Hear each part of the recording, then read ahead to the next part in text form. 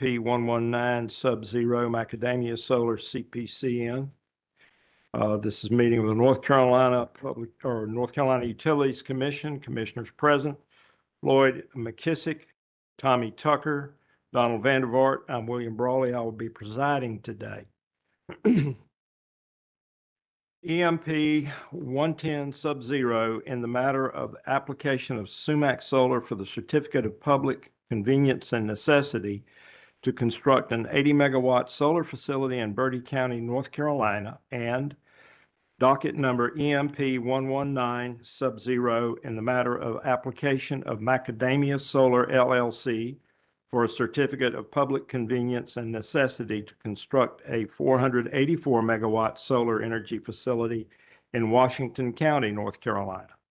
In compliance with the State Government Ethics Act, I remind all members of the Commission of our duty to avoid conflicts of interest and inquire at this time as to whether any member has any known conflict of interest with respect to the matter before us. Let the record reflect that no such conflicts were identified. Beginning first with the facts on SUMAC. On October 13th, 2025, SUMAC notified the Commission of the planned sale of SUMAC and all its assets, including the planned facility, to Clean Choice Energy on October 31st, 2025. SUMAC notified the Commission that the sale of the facility has closed. On November 13th, 2025, SUMAC filed a motion and application to renew Certificate of Public Convenience and Necessity, the SUMAC renewal motion. The SUMAC renewal motion stated that since the CPCN was granted, SUMAC has continued to work diligently on development of the facility, but has been unable to commence construction, largely due to interconnection timelines. SUMAC further stated that it expects to commence construction activities as early as January 2026, with construction of the photovoltaic generation portion of the facility commencing in January 2027, and expects to place the facility into service in June 2028, subject to project development milestones and interconnection facility timelines. Appendix A to the SUMAC renewal motion addressed each of the items provided in the exhibits to the original CPCN application, noting what information has changed since the application was filed and what has stayed the same. Appendix B to the SUMAC renewal motion provided updated permits and certificates and approvals necessary to commence construction. The SUMAC renewal motion also provided an updated description of SUMAC's progress on the construction of the facility.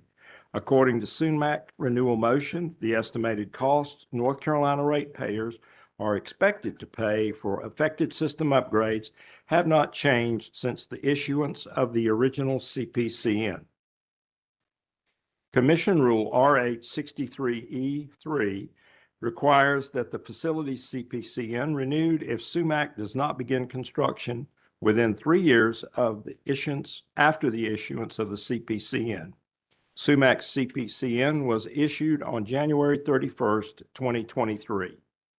The public staff represented this matter at Commission's December 8th, 2025 staff conference. The public staff stated that it had reviewed the SUMAC renewal motion and determined it to be in compliance with the requirements of Commission Rule R8-63. The public staff therefore recommended that the Commission grant the SUMAC motion for renewal of the CPCN for the facility. Notwithstanding the position of SUMAC and the public staff, the parties, there are no material issues in dispute between them. The Commission has questions for the parties regarding the pending SUMAC renewal motion. Accordingly, the presiding commissioner has determined that an evidentiary hearing is warranted. On January 2nd, 2026, the Commission issued an order setting an evidentiary hearing to occur at this date and this time. The facts, history regarding Macadamia. On March 1st, 2023, Macadamia notified the Commission of the planned sale of Macadamia and all its assets, including the planned facility, to EDF Renewables Development Incorporated, EDF. On March 24, 2023, Macadamia notified the Commission that the sale of the facility had been closed. On October 15th, 2025, Macadamia filed a motion and application to renew Certificate of Public Convenience and Necessity, the Macadamia Renewal Motion. In support of the Macadamia Renewal Motion, Macadamia stated that since the CPN was granted, it had continued to work diligently on development of the facility, but has been largely unable to commence construction, largely due to interconnection timelines. Macadamia further stated that it expects to commence construction of the facility on or about November 2026 and expects to place the facility into service on or about December 2028, subject to project development milestones and transmission facilities construction. Appendix A to the Macadamia Renewal Motion addressed each of the items provided in the exhibits to the original CPCN application, noting what information had changed and what had stayed the same since the application was filed. Appendix B to the Macadamia Renewal Motion provided an updated table for all major permits, certificates, and approvals necessary to commence construction. The Macadamia Renewal Motion also provided an updated description of Macadamia's progress on the construction of the facility. According to Macadamia, the estimated cost North Carolina ratepayers are expected to pay for affected system upgrades have not changed since the issuance of the original CPCN. Commission Rule R863E3 requires that the facility's CPCN be renewed if Macadamia does not begin construction within 3 years after issuance of the CPCN. The CPCN was issued to Macadamia on January 5th, 2023. The public staff presented this matter to the Commission's December 1st, 2025 staff conference. The public staff stated that it had renewed the Macadamia Renewal Motion and determined it to be in compliance with the requirements of Commission Rule R863. The public staff therefore recommended renewal of the CPCN for the facility. Notwithstanding the position of Macadamia, the public staff and parties that there are no material issues in dispute between them, the Commission has questioned for the parties regarding the pending Macadamia Renewal Motion. Accordingly, the presiding commissioner has determined that an evidentiary hearing is warranted. On January 2nd, 2026, the Commission issued an order setting an evidentiary hearing to occur at this date and this time.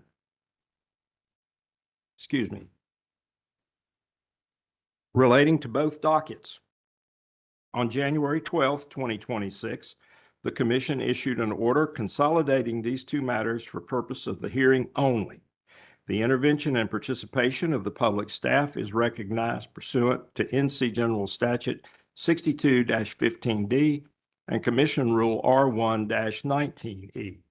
No other parties intervened or filed testimony in these dockets. We will start with SUMAC's application renewal motion, followed by Macadamia's renewal motion. At the conclusion of the testimony in both parties, counsel for both parties will present oral arguments regarding both matters. Counsel will limit their remarks to no more than 20 minutes each, inclusive of commissioner questions. I now call upon the counsel for the parties to introduce themselves for purpose of the record, beginning with the applicants.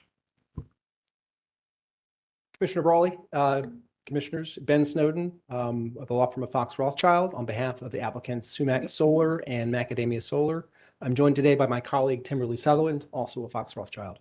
Okay. And Chair Brawley, we appreciate the Commission scheduling this proceeding swiftly after it made the decision to have an evidentiary hearing. We appreciate the Commission's understanding of the need for a quick decision on these matters. So thank you. Yes, sir. Good afternoon, Nadia Lohr with the public staff on behalf of the using and consuming public, and with me today is Zeke Creech. Thank you. Okay, just a quick overview of how we're going to proceed. We're going to hear SUMAC. We're going to have the general information. We will then have a confidential session to allow questions about confidential portions. We will then do the same for Macadamia. There will be one oral argument at the end for both, and counsel for both parties have agreed to this. That's Confirm that for the record. That's correct. correct. And Chair Brawley, I can confirm that for the record. All right, thank you. So procedural filings and orders. I want to go ahead and enter into the record the letter of notification and submission of slide presentation and presenter for the January 13th, 2026 evidentiary hearing, applicant's joint legal memorandum, and report of total expenditures to date for SUMAC. And for Macadamia, letter of notification of submission of slide presentation and presenter for January 13, 2026 evidentiary hearing, applicant's joint legal memorandum, and report of total expenditures to date. The reports of total expenditures are confidential dockets. Okay, there are application dockets that also need to be submitted into the record. I'll go ahead and do that at this time. For SUMAC Solar in EMP-110 Sub-Zero, motion and application to renew CPCN dated November 3rd, 2025. Appendix A updates, Appendix A, B, C, D, and E, of which Appendix C and Appendix E are confidential information. For Macadamia Solar, a motion and application to renew CPCN dated October 15th, 2025, with appendices A, B, C, D, and E, with Appendix E being confidential information. Is there any further matters that we need to address? Chair Brawley, there are just a couple. Both Macadamia and SUMAC have filed and provided to the clerk a number of letters from community members and other stakeholders in support of their projects. I don't know, and we also have, on the instruction of the clerk, we brought hard copies of those as well for the commissioners to review. Would you like us to give those to you all at this time? And do we need to have them? I believe they've been filed as consumer statement of position, so I don't know if they need to be in the record. I'll tell you what, we will include the filings of consumer statements of opinions in the record, and they will be included in the information provided to the commissioners. Is that acceptable to council? Yes, sir. Thank you. Is that acceptable to public staff? Yes, that's fine. Okay, so ordered. Okay. And Chair Brawley, one quick question. The presentation slide decks, you referenced those, our filing of those. It was our plan to have those introduced as a hearing exhibit and move them into the record at the conclusion of the presentation. But if you believe they're already as part of the record, because In the interest of caution, if you want to move them as an exhibit at the end of the presentation, we will do so. yes, sir, we'll do that. And one final procedural note, we take heed of your admonition that the party's presentation should be limited to 20 minutes. Not the presentation, the oral argument. Oh, okay. Thank you, sir. All right. Well, we can certainly manage that then. Yes, sir. There. Okay. All right. Anything else? Okay. At this point, I will call upon SUMAC to make their presentation. Please call your witnesses and let's swear them in. Thank you, Chair Burley. SUMAC Solar calls Zoe Gamble, Patty Wright, and Walter Putnam to the stand.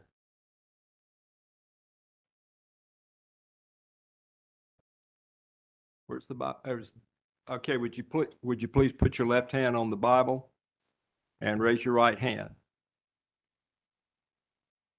Would you prefer to be affirmed, sir, or? Yeah. We need to get more Bibles. Okay. Do you solemnly swear that the testimony you're about to give shall be the truth, the whole truth, and nothing but the truth, so help you God? Yes, sir.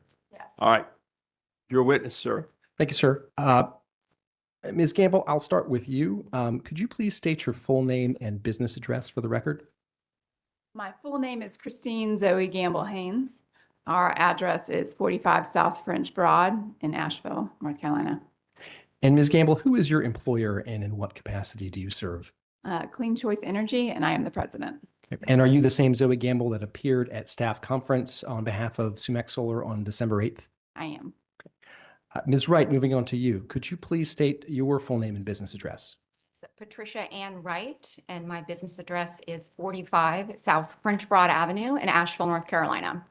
And Ms. Wright, who is your employer and in what capacity do you serve? Clean Choice Energy, and I'm the Chief Operating Officer for the Generation Division. And finally, Mr. Putnam, could you please state your full name and business address? Walter Fur Putnam Jr., and the business address is 7804C Fairview Road in Charlotte, North Carolina. And Mr. Putnam, who is your employer and in what capacity do you serve? GNEC Solar, and I'm the Chief Commercial Officer. Okay. And what's your relationship to the SUMAC solar project? GNEX was the initial developer and was behind the initial application of SUMAC Solar, and I'm here to support any background information that may be helpful in the hearing. And are you the same Walter Putnam that appeared before the commission at the December 8th staff conference? Yes. Thank you. Chair Brawley, Ms. Wright is going to be delivering most of the remarks on behalf of SUMAC Solar. Ms. Haynes and Mr. Putnam are also here to answer questions from the commissioners and to weigh in as needed. So I'll direct my questions, Ms. Wright, to you. Ms. Wright, have you seen the commission's order scheduling this evidentiary hearing? I have. And are you prepared to present direct testimony in response to the questions that were posed by the commission in that order? I am. And have you prepared a presentation to aid in your testimony? Yes. Okay. Chair Brawley, we would like to have the SUMAC Solar's presentation materials marked as hearing exhibit 1 for the record, and we can distribute copies to the, do the commissioners have hard copies already, or would you like us to provide I them? believe we do.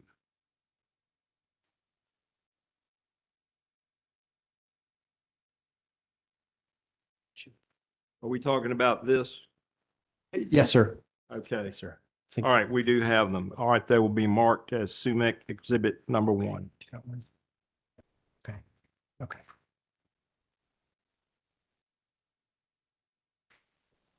Okay.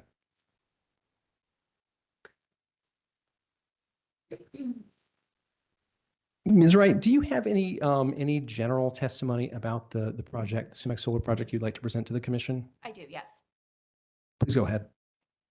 First, thank you for taking the time and scheduling this hearing so quickly. We very much appreciate your time to learn more about our project.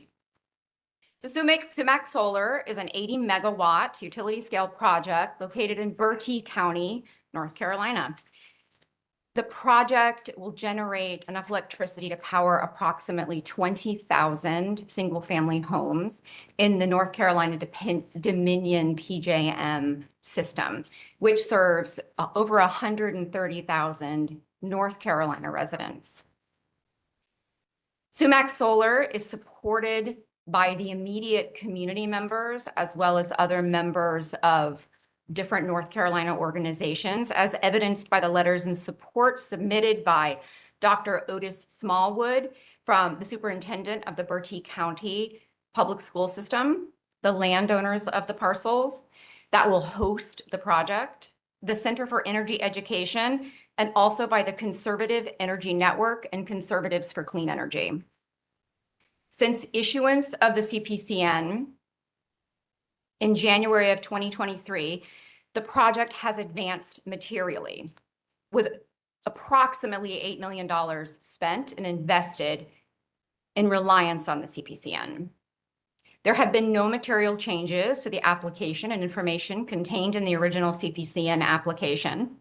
However, demand for electricity has increased materially across North Carolina and the PJM region. SUMAC Solar is positioned to help meet that growing demand for electricity with in-state utility scale generation and will bear 99.999% of the costs associated with meeting that demand, including approximately $13 million in network upgrades to the local Dominion facilities and project facility upgrades. The project intends to bid into the Dominion Energy's utility scale solar RFP to serve North Carolina customers in the Dominion PJM service territory. Did this conclude your general comments? It does, thank you. Thank you. Ms. Wright, question 3A in the hearing order asks, is a significant change in the construction costs of the facility anticipated? Why or why not? And how reliable is that assessment? Would you like to provide your testimony on this issue? Yes, I would. So there have been no material increases in construction cost for this project. With the exception of the minimal affected system upgrades, SUMAC Solar and Clean Choice Energy will bear 99.999% of those costs to construct the system, including 3 buckets of spend. The first is the solar facility construction, which will cost about $139.3 million. That's just to build the system that Clean Choice and SUMAC Solar will bear 100% of the cost of. There are also network and utility upgrades. Those are the upgrades to the Dominion network system, as well as costs to upgrade locally the facilities to interconnect the system. That's roughly $14 million, which again, Clean Choice Energy and SUMAC Solar will bear 100% of the costs. Then there would be the affected system costs for $150,000, which represents a very small cost to build the system. So when we talk about the estimate to construct the project, we relied on local individuals who are familiar with the project and have been familiar with the project over the last few years, industry data and information to build an estimate to build the project, how we got to the $139 million for the solar facility construction. We've also included a fair amount of contingency. As we're thinking about these costs to build our system, there are many factors that could impact it, including labor costs, tariffs, thinking about equipment costs, et cetera. Those costs could change. However, we have built in significant contingency into our pricing that we believe that we have a fair amount in case the price goes up. Also, there's plenty of headroom financially in the project in the event that prices do exceed that contingency. We've already issued purchase orders for the major long lead equipment, so we have locked that pricing in. And we're going to be issuing an RFP to local EPC providers, construction providers, in the beginning of Q2 that will help us lock that EPC pricing in by the end of Q2. We'll enter into a contract with that contractor to begin construction. As required by our CPCN, if there are any changes to the pricing, we will notify you immediately as required. Thank you, Ms. Wright. Chair Brawley, Ms. Wright is available to answer questions from the commission on this specific topic if you all would like to ask them now, or we can wait until the conclusion of her testimony. So, okay. You want to wait? All right. Yeah.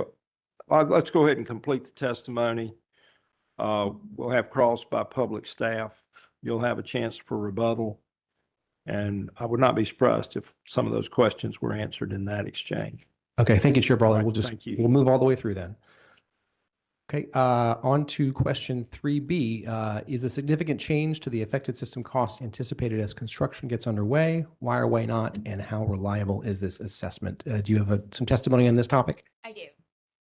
So this upgrade is a tiny portion of the $30 million reliability upgrade that Duke Energy is already performing in the region.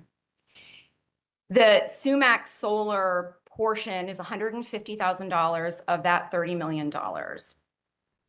Duke has allocated that to just upsize the conductor or wire to accommodate the project. This represents less than 0.5% of the total increase in costs. We don't anticipate an increase in costs, mostly because this is primarily a Duke reliability upgrade, and they are fully responsible for estimating costs and managing the project. They provide project updates on a regular basis to us. Most recently, we have heard on December 1st, when we had our last meeting with Duke Energy, that they are within their allocated budget for the overall project, and they expect to be completed by the end of this year on schedule and within that budget. Because we're not involved directly with it, we have limited insight on how reliable those estimates are. However, Based on the facts as we understand them, it is very low risk that there should be an increase at this point. In all honesty, if we were able to pay the $150,000 upgrade cost on the affected system, we would do so ourselves. However, we are barred from doing that due to FERC's rules. And if there is an increase in the cost, we are required to notify you, the commission, and we will do so immediately. Thank you, Ms. Wright. Moving on to question 3C, which is how will this facility benefit North Carolina citizens? Could you please provide your testimony on that question? Yeah. So Clean Choice Energy is committed to being a good partner to our landowners and our communities where we build and operate long-term the solar power plants. In the last year, we have spent or committed over $750,000 to our projects through long-term community investment. We work closely with our partner communities to contribute where it is needed most. These investments include ongoing scholarships with high school students, food security donations, and emergency response donations and training, just to name a few areas where we work with our partner communities. The SUMAC project specifically will benefit via long-term revenue for our 4 landowners who are hosting the project, at a minimum of $100,000 in planned donations to community groups such as the Good Shepherd Food Pantry, Windsor Fire Department, and the Center for Energy Education, as well as scholarships for local high school students, with additional funds that will be committed throughout the operational period of the project. And through roughly $5 million in tax revenue to Bertie County, a county that's facing budget issues currently and shortfalls with possible staffing cuts, without adding any further burden to the county or its taxpayers. We're using as many local companies and businesses as possible during the development, construction, and operations period, bringing that revenue to individuals and families in North Carolina. Other benefits include strengthening the grid and infrastructure via $13 million in upgrades paid 100% by Clean Choice Energy to the Dominion grid. In addition, Dominion has over 130,000 customers in North Carolina and serves those customers via the PJM market. This project will serve up to 20,000 single-family homes, with Clean Choice bearing the financial burden to bring that online. We are planning to participate in the Dominion RFP if we're selected, and then we would be selling directly to the utilities serving those North Carolina citizens. Thank you, Ms. Wright. Does that conclude your presentation on this topic? That does. Okay, thank you. Moving on to question 3D, the last question. Is the current construction timeline reliable? Could you please provide your testimony on this question? So we're confident in our ability to meet the construction schedule as provided by Dominion, by the utility, and to connect the project, bring it operational by mid-2028. The only risk that we see currently in the timeline would be through the utility schedule if they had a delay. Based on our current schedules, we anticipate the project to place in service in 2028, in July. We have safe harbored the ITC tax credits through 2030. I thank you, Ms. Wright. Does that conclude your testimony? It does. Chair Brawley, SUMAC Solar's witnesses are available for cross-examination by the public staff. Okay. The public staff has no cross questions for these witnesses. Any rebuttal? No, sir. All right. Questions by commissioners? Commissioner Tucker. Thank you, Chair Brawley. I heard that you ladies were from Asheville. How'd you get to Bertie County? Well, working with the GNX folks, we saw this great project and what a benefit it would be and worked together to develop it and acquire it. And that's how we got there. Oh, you can't put solar panels on the side of mountains in Asheville. Is that correct? No, we can't, although we have a lot of homes with solar panels on them there. Right. My real question is just, as a native North Carolinian, I want to know what benefit, or can you guarantee me any electrons coming back into North Carolina? Because in the past, we've had Eastern North Carolina solar farms, plants built, and then they're sold to PJM. We have no idea whether or not we receive any benefits. Now, I know you tout the fact that they serve 130 customers in North Carolina and it'll be sold to PJM. I just have an issue on whether or not there's any real benefit, because we need every electron we can use in our state, and to build it on our land in our state, regardless of the investments that you're making, and then turn around and ship those electrons to Virginia to feed their data centers in Alexandria, et cetera, or wherever. Help me get to that point of comfortability that this will benefit North Carolina in some way. Now, you stated your charities, the high school, the training classes with the high school, the fire department, et cetera, those kind of things, the stated the letters that you publicly received there. Of course, you're aware of some of the major pushback on solar panels being put in all these rural areas where the land prices are lower than they would be, say, perhaps in Asheville.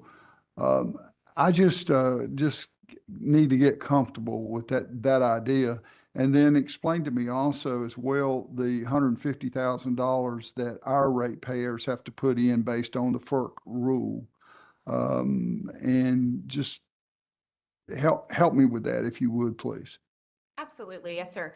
And I appreciate the sentiment, which is why we'll be bidding this project into the Dominion RFP to serve North Carolina customers for offtake. That is the best I can do to guarantee you that the project electrons will go to North Carolina. Do you have anything that you want to add, Zoe? As I'm sure you're aware, from an engineering standpoint, we are putting electrons onto the grid, and we can't direct the direction of where those are going. And we are participating in a multi-state marketplace that Dominion is a participant in, and that North Carolina ratepayers are a part of. So there's no way to guarantee that electrons go to any one particular place. However, the need for electricity is met through the increased production. It's a supply and demand. And so to the extent that those electrons are available to flow into North Carolina homes and businesses, they will. Ultimately, the financial, the marketplace is a different thing than from how the physics of it works, if you will. Yeah. Okay. I think that was a fair answer. I think it was a truthful answer. You can't tell me whether or not we're going to receive any benefit for the power that's generated from the solar panels into North Carolina, or that they won't go into North Carolina. We just simply don't know. Yeah. And so I sit here and go, okay, they're taking up acreage in rural area of North Carolina. They're putting all this in. They're going to benefit everything, and we get nothing out of it, which in the past perhaps has happened as well. And so I really don't see a Well- great deal of, I don't see a great deal of benefit to North Carolina. Facts be where they are. I don't see any benefit to North Carolina other than taking up our time to renew a CPN that has expired or can be renewed. I don't know the legal part of it because I'm a normal person. I'm not a lawyer. I Just just, think about it as a river. And if there's a lake over here that you're going to fill up, the lake has gotten bigger, and the amount of water that needs to flow out of that river into the lake has gotten larger. And so the natural flow of those electrons, and while I can't put a tag on each individual electron, Right. if the demand is there, they're going to flow first into North Carolina homes and businesses. And we know that there's increased demand. If the demand isn't there, then they would flow it down the river elsewhere. But while I can't, with incontrovertible proof, say where the electrons are going, I can say that there is demand. And provided that the demand is there, there is a benefit to North Carolina ratepayers and customers. Yeah, the demand's really in Virginia to the data centers. That's the trouble they're having, not to homes of the 120,000 people in North Carolina. I really, Mr. Chair, I don't want to belabor the point. She's given me as best answer as she can on this. Let me ask you something else. I think, Ms. Wright, you said about the FERC rule that you have to charge the ratepayers of North Carolina who get no benefit $150,000 for effective system cost upgrades. Explain that one to me again. I'm not a lawyer. I don't deal with FERC as much as I should probably, but I certainly don't know all their rules.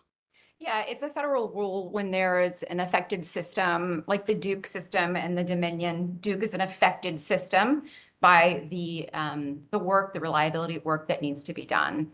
They are doing about $30 million worth of work to upgrade their system. That would happen whether SUMAC was happening or not. I agree. That's already happening. In process of that, when they studied the system, SUMAC, with those upgrades, they chose to increase the size of the wire that they were doing, the conductor, at a cost of $150,000 that would be attributed to the SUMAC project. Unfortunately, the way that those effective systems work, and I'm not a lawyer either, so I hear you. They're good people. I'm just not a lawyer. I know a lawyer. few. I can do math and they can't. It's just the way it is. Their rules, unfortunately, Right. do state that when there is an affected system, because it is a federal policy and it's an upgrade from a federal perspective, Okay. we cannot pay it. Duke pays a portion of it, and then the ratepayers would pay another portion of it. And they certainly hear what you're saying and heard. I get that. It does equate to about 2 cents per ratepayer. This may not be legal. I don't know, but if I'm thinking about a way to satisfy the idea that North Carolina benefits somehow by having this system placed on its own land, and here the landowners do well, everybody does well, use generating power, it's clean power, et cetera. The $150,000 number, which you came up with, or the engineers came up with, or whomever, would there be an opportunity for you to donate $150,000, perhaps spread over those causes that you mentioned that are on the ground, the Windsor Fire Department, the Board of Education, the folks that are there, to benefit that I can see from having North Carolina involved in this proposal? Could you do something along those lines to further help the community that you and I both know have its own issues, its budget shortfalls?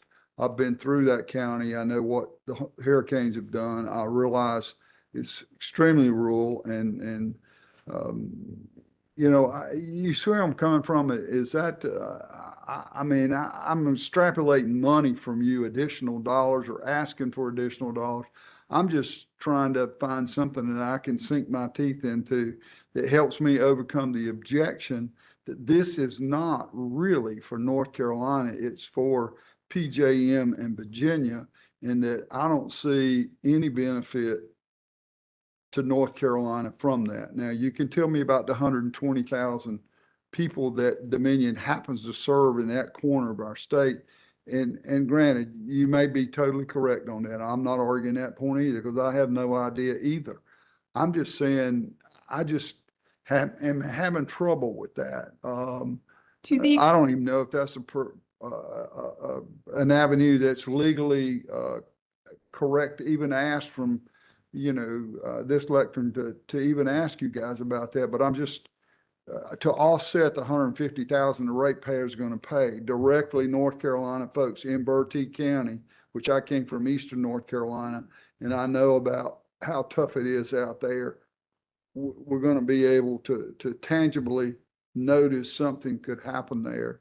And that's not swaying me one way or the other, but it certainly makes me feel more comfortable about the fact that we're getting nothing for it in my mind, and yet there is something tangible going to a county, a tier 1 county in North Carolina. Yes, sir, Commissioner Tucker, I hear that.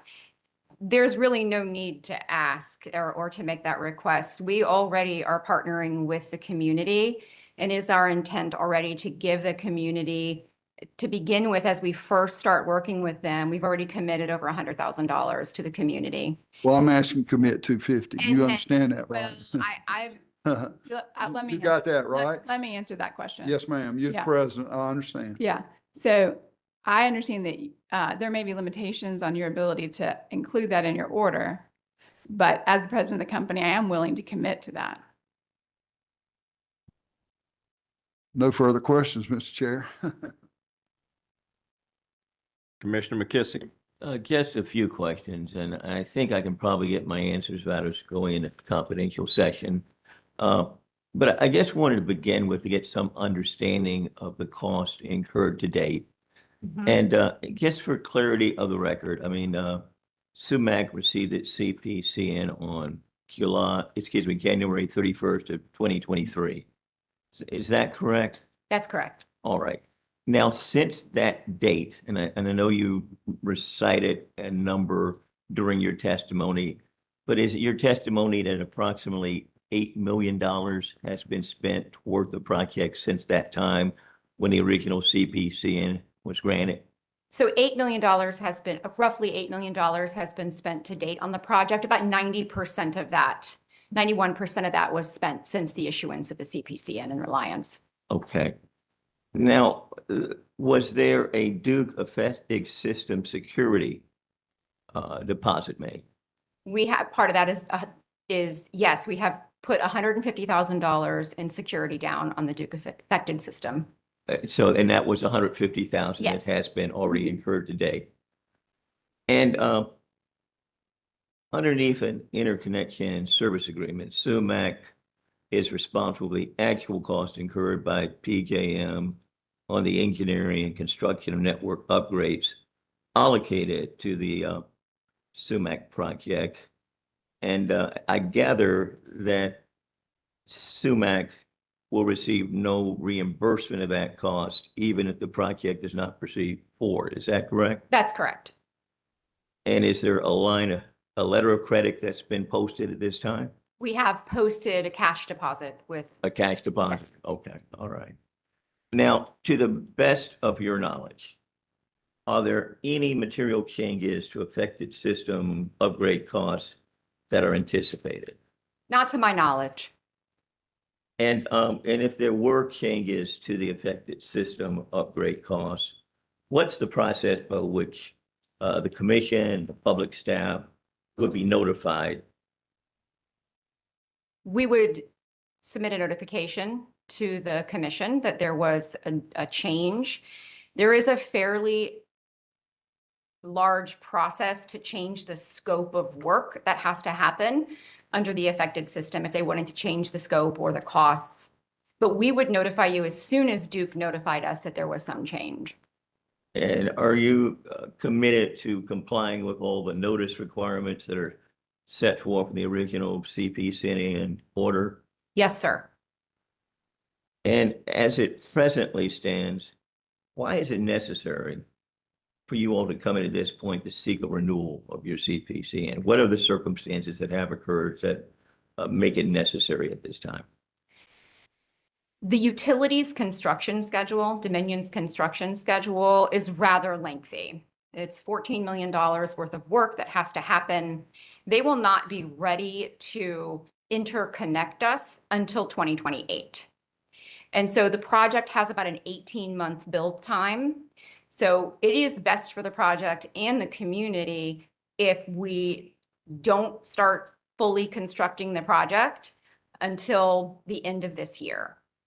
It's less strain on the community. We're not, running trucks and things around for an extended period of time. So it really would benefit the project and the community to have the CPCN extended and allow us a little more time to begin construction. And you mentioned that there's been purchase orders issued for some long lead time equipment. Mhm. Are you able to elaborate further on the value of those purchase orders or what type of equipment is involved? Yes. If you're able to do so. Yes, we've about $950,000 in purchase orders for breakers and for long lead transformers, main power transformers. They take about 55 weeks to procure and be delivered, and we want to make sure that we have them on site and ready to go in time to meet the utilities construction schedule. Okay. Thank you, Mr. Chair. I don't think I have any further questions. I do, thank you. Do you, right now, I don't know who to ask this question to, but right now, are there any power purchase agreements in place with any residents, businesses, any North Carolina entities? No, sir. Is As there Right, any, indicated we're bidding into the Dominion RFP. right, but right now, you don't have any power purchase agreement in place with a North Carolina retail utility. That's correct. Are there any contractual obligations that energy from this facility will be delivered to North Carolina right now? No, Is your facility going to provide any firm capacity credited toward our utility? no, You understand that your facility will generate intermittent power. yes, And so it's going to be an obligation of the system operators to balance those fluctuations out. And they're going to do that using dispatchable resources. Do you know where those resources would probably be? I'm sorry, that's beyond my subject matter expertise. I don't. Well, let me ask you this, you might know this. Did you take into account any costs associated with those resources, which are not your facility, having to balance the fluctuations from your facility? That would be beyond our ability to know.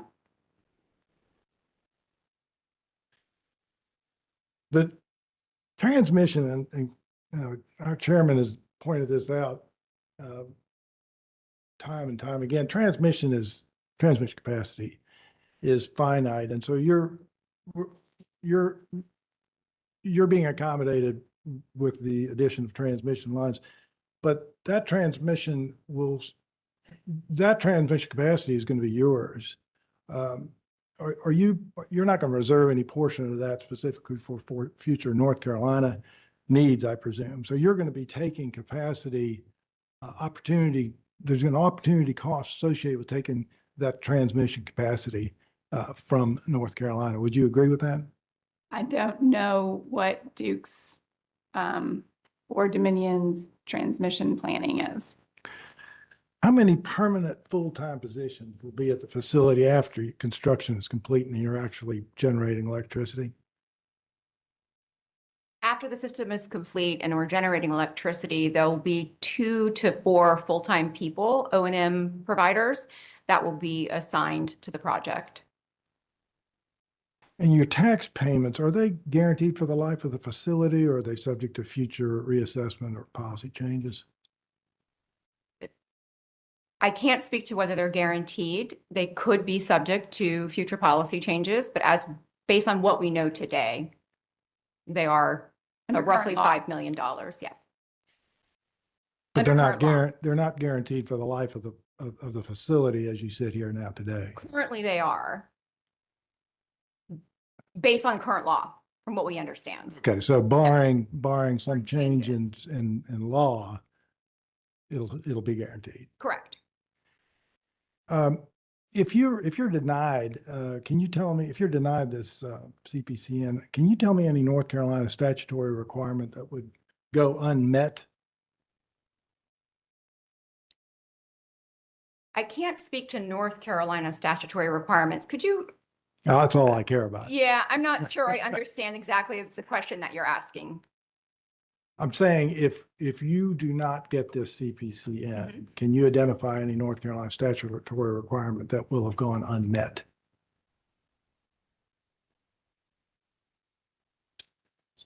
I would I need to defer to definitely council on that, yeah. Okay. Well, I don't have any further questions. Thank you very much. I want to clarify what bid into Dominion means. Mhm. Commissioner Vandervaart asked if you had any contracts to provide on a regular basis a PPA in North Carolina. Do you have PPAs in Virginia or another state? We do not. So this is not a case of where you've contracted with someone in another state that they're going to be drawing your entire output. When you are bidding into Dominion, is that a daily process? No, it's actually a request for proposal that Dominion has issued looking for energy to enter into power purchase agreements with energy providers with operating systems. And so that is an RFP process that's underway now, and we will be bidding into that process. So if you're successful in this process, Dominion Energy will be taking your power Correct. and then they will be delivering it wherever they decide to deliver it. Correct. Okay. Because I think what you were saying before, actually, the physics of tracking the electrons, yeah, I know they're not labeled, so it's kind of difficult. But okay, really the concern was that 100% of this is not guaranteed to be shipped out of state. What it'll be done is turned over to Dominion in their service area in North Carolina, and they'll deliver it wherever they deliver.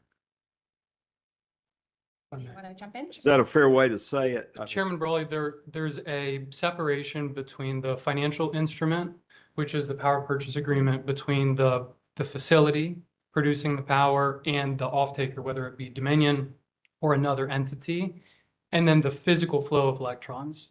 So regardless of who signs the power purchase agreement, the electrons are going to go where they go. Path of least resistance, like water in a stream. So the physical, whether it stays in North Carolina, gets drawn into Virginia, has nothing to do with us. We can't choose it, and neither can the utility. I do want to add on a previous point, which had to do with cost associated with the upgrade, and talk about the fact that PJM studies the cost of what it would cost to safely and reliably interconnect at this specific location.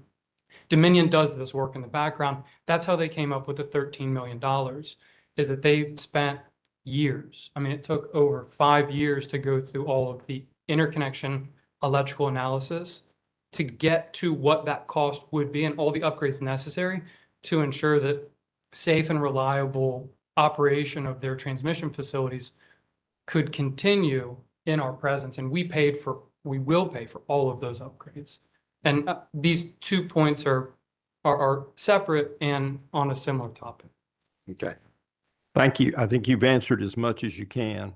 I'm not even sure I have the language to ask the question I'm really trying to ask, and it may not, but I appreciate it. Thank you. Commissioner Tucker, you had an additional question? Just one additional question. We received or we attended a meeting this morning, which solar was a major discussion in that meeting. And in that meeting, they provided us pictures of something I had never seen, and that was solar panels laid on the ground as an opportunity. And actually, they were in North Carolina. Do you plan to, when you build this, to put racking under those solar panels? We've not chosen the exact makeup of the structural facility yet. It's still in engineering, and we'll make those decisions based on availability of equipment, et cetera.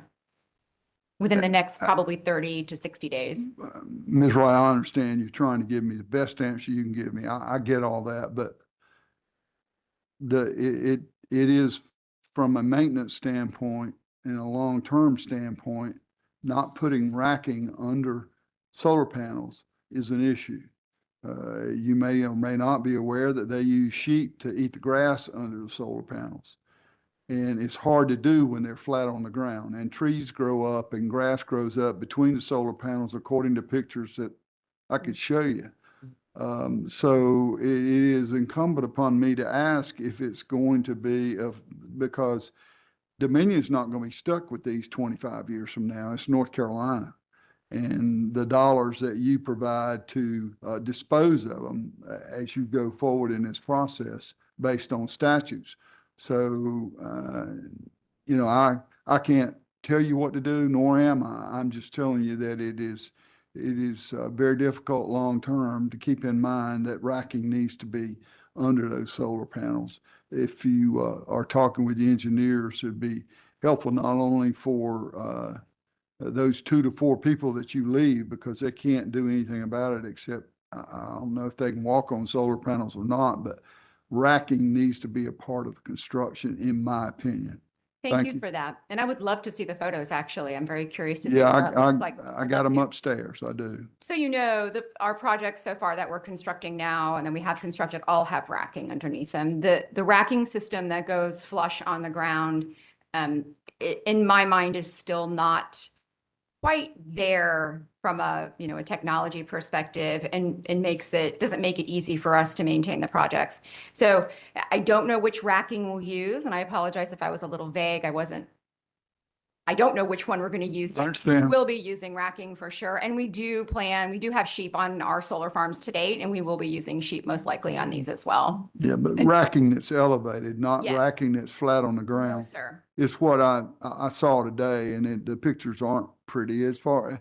I mean, you got Yeah. grass and everything growing up around them, and again, of course, the sheep can't get under there to cut the grass. So I don't know how your guys are going to do it, but I did want to ask that question. Thank you for your answer. I understand what you're saying totally. Thank you. Thank you, Great. Mr. Chair.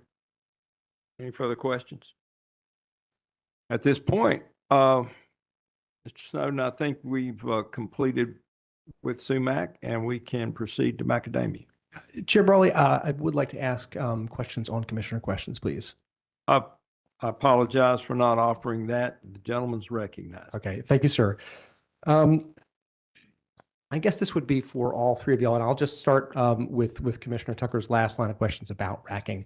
All 3 of you guys have been involved in the solar industry in the Carolinas for a long time. Is that right? Yes. Okay, and you've built a lot of utility scale solar. Have in the last 10 years, can you all think of a time that you built a utility scale solar facility that didn't have above ground racking? No. No. I just wanted to just to be definitive, we will not be using ground attached solar. That's not something that I could imagine being a good solution in North Carolina. I've only ever seen it in Texas or places like that, but no, we're not doing that. Okay, and a ground attached solar would probably be less efficient and generate less power than racking, correct? Yeah, then a tracking system for sure. Okay, thank you.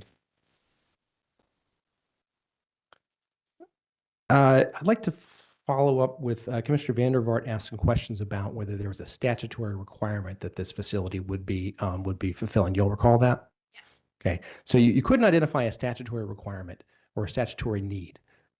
Will this project fill a market need for energy in PJM? Yes. Okay. Would you be building or continuing to develop and want to build the SUMAC solar facility if there was not a market need for the output of this facility? If there wasn't a market need, no. If there wasn't, there would. Okay, thank you. Thank you. Commissioner Vandervaart also asked a question about providing firm capacity. Just to be clear, you all are not really planning on relying on capacity payments in order to finance this project, correct? No. Okay, there is sufficient market need just for the energy from this project to build it, correct? Correct. Thank you. I'd like to ask a couple of questions just in following on Commissioner Tucker's very good questions about the sale of energy generated in North Carolina elsewhere. Okay. It's your understanding that the Dominion service territory spans both North Carolina and Virginia. Is that right? That's correct. Okay. And Virginia services its customers with generating units in Virginia and in North Carolina. Is that right? Okay. So it's not unusual for North Carolina customers to be serviced from generating units in Virginia. Is that right? That's correct. And Duke Energy's service territories also span 2 states, right? Yes, Okay, North Carolina and South Carolina.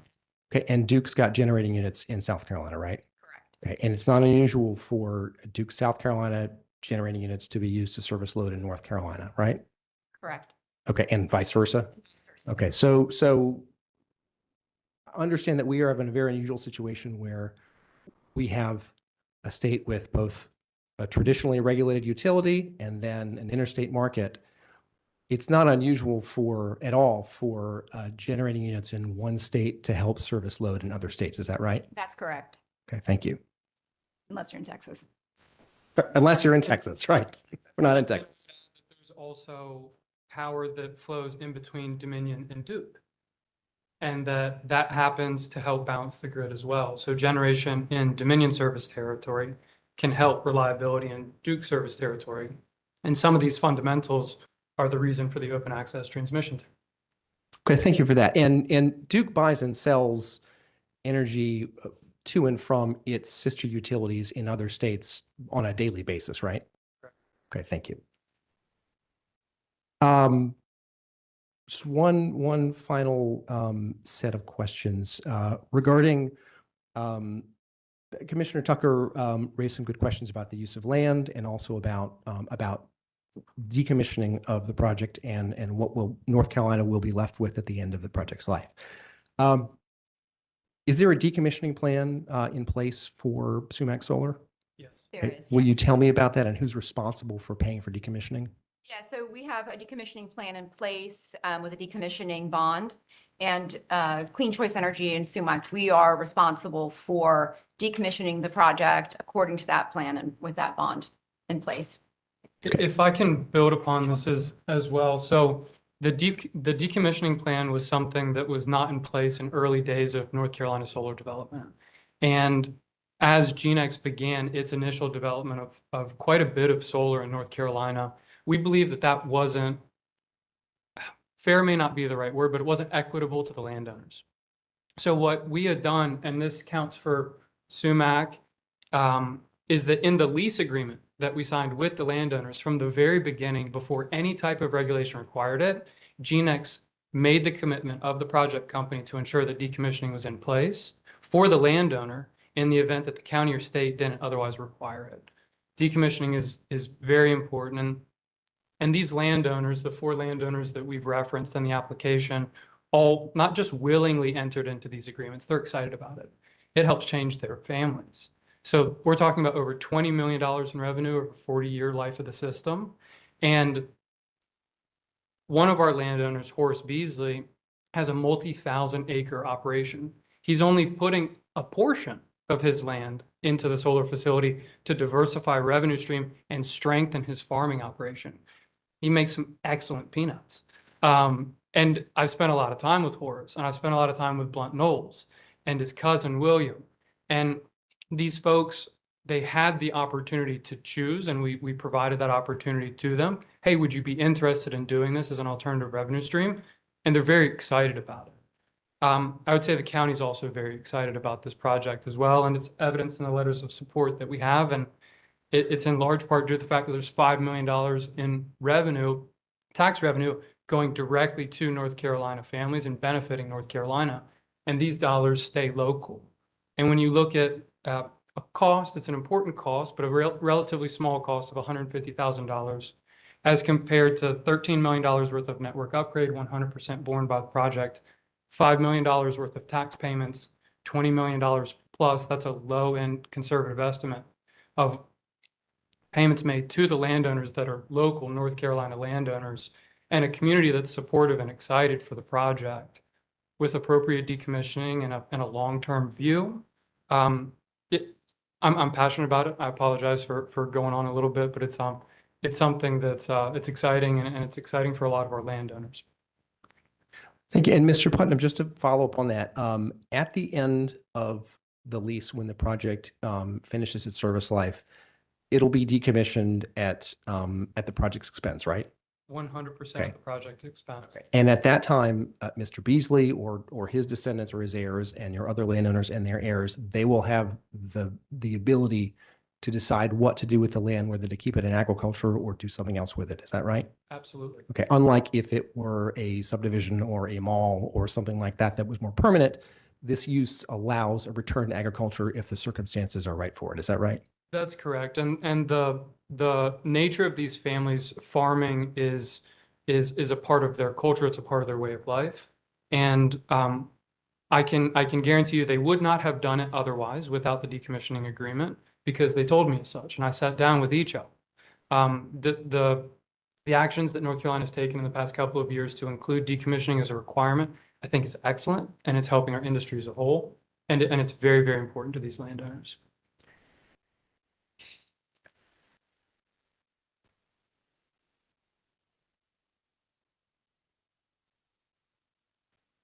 Chair Brawley, and Chair Brawley, those are all the questions that I have. Thank you.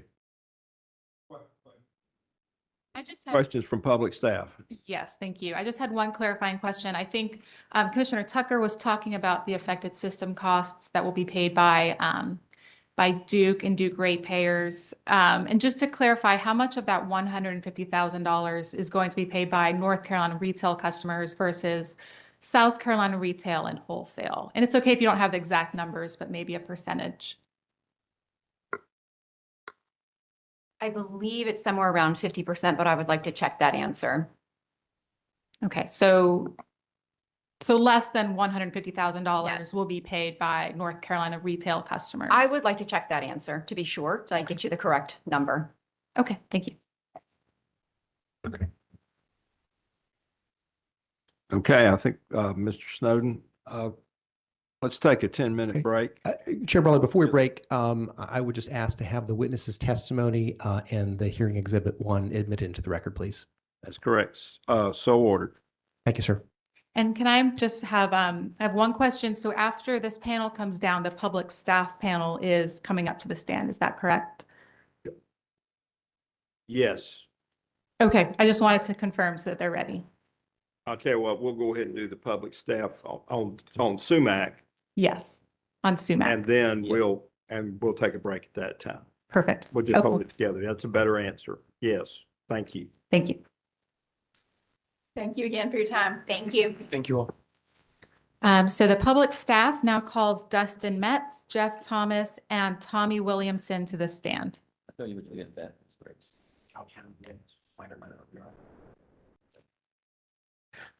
Oh. That's what I said. So you need to still gonna do the public, yeah. Yeah. Gentlemen, if you would place your left hand on the Bible and raise your right.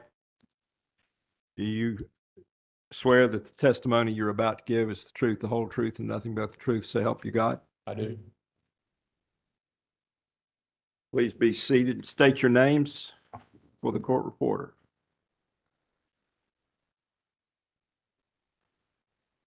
Mr. Metz, would you please state your name, business address, and current position for the record?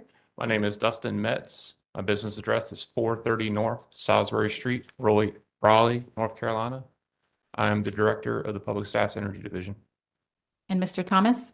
My name is Jeff Thomas. My business address is 430 North Salisbury in Raleigh. I am a operations manager in the energy division of the public staff. And Mr. Williamson? Tommy Williamson. I'm an engineer for the public staff. My address is 430 North Salisbury Street in Raleigh. Thank you.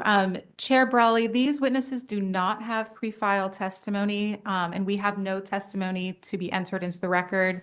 So they are now available for commission questions. You appropriate time. You do? Okay. So you Commissioner McKissick is recognized for questions. Just a few questions of you gentlemen. And you heard the testimony of the applicant, I assume? That be correct? Yes. All right. Now, can you briefly explain the public staff's review process in this case and the scope of issues the public staff evaluated in reaching its recommendation? Sure, I can start and feel free to add in if you'd like. So we review these CPCN applications for EMPs consistent with applicable rules and statutes. So North Carolina General Statute 62-110.1 and Commission Rule R863. So the rule specifies the specific information that has to be included in the application, which we review. So whether we're reviewing a new application or an amended application or a renewal application, we look at all relevant information kind of from the bottom up. So we look at this in a new light each time it comes up. Our goal is to determine the application is in the public convenience and necessity. And we interpret that to include a determination as to whether the costs are reasonable, the overall benefits, and whether there is a need for the facility. So the questions we ask ourselves regarding cost are, we look at who pays for the cost of the facility, who is receiving the benefits, and who bears the risk of construction and those costs while it's under construction before it starts generating. When we look at necessity, we try to understand how this particular resource fits into the larger system dynamics, right? We are part of the Eastern Interconnect. We have multiple utilities in this state that run multi-state operations. So we look at, is this being called for in integrated resource plans? Is there an over and under supply of energy capacity in the region or the area? We look at, are there long-term energy and capacity needs or system reliability concerns?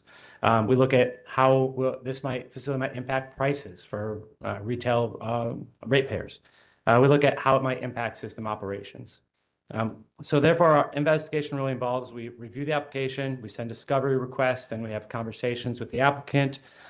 We review relevant materials such as IRPs, PJM, such as their base residual auction reports, right, to see what kind of capacity needs are being identified there. We look to understand the interconnection studies as well from PJM and the affected system studies from DEP. We try to understand who's paying that construction cost. Is it being rate-based in a regulated utility or being borne by a market participant? We try to understand what the risks are, what the transmission upgrades are, including affected system studies, what those upgrades are and who they might be benefiting and who is ultimately paying for them, and whether there is a need for the energy and capacity from this facility, either in the local region, local utility, or the utility that it's interconnecting to. And we try to understand as well if it's going to be part of a regulated utilities least cost plan, utility owned, or is it part of a competitive bidding market, such as PJM, where the facility is being built here, but the may bid into or compete in the PJM capacity and energy markets. So it sounds as if you go through a very thorough and extensive review process when an application like this comes along. Would that be fair to say? I believe so, yes. And for context, I mean, it's the same evaluation that I've been doing with the public staff for a decade. I mean, when I've started these, I think NT Reedsville was one of the first merchant power plant generators that I looked at, and I've also looked at multiple CPCNs in Duke Energy Progress, Duke Energy Carolinas, and Dominion Service Territory. This is consistent with how we've done it. And of course, the original CPCN was authorized, I believe it was January 31st, 2023. Is that consistent with your recollections? It is. And while, of course, we are cognizant of the history of the facility, when this renewal application was filed, we did look at it, like I said, from the bottom up as if it was kind of a new facility. And we have a little bit of history and background with this one, right? This particular application has quite the convoluted history. But we look at the new information that's presented in the amended certificate. And while there's no real procedure laid out in the current R863 rule for the amended facility, we have in the past proposed amendments to that to maybe more clarify that amendment process, and like docket E100 sub 166. And so we're definitely thinking about that and trying to incorporate that level of review in all applications and renewals. Now, you heard the applicant's explanation as to why renewal was requested at this time.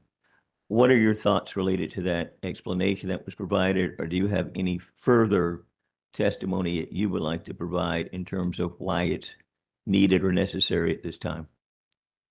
I can speak to SUMAC in particular. So, what the applicant said with the interconnection timelines being stretched out and then not wanting to start construction earlier, I certainly understand that. I've seen that with many different projects from Duke-owned projects delayed for interconnection to independent power producers and EMP. So certainly not unusual to see that type of delay. And I certainly appreciate the perspective that they don't want to, and they could have started construction this week and maybe avoided the need for some of this, but I understand the desire to not inconvenience the landowners around the area by digging up and having construction vehicles moving for longer than necessary.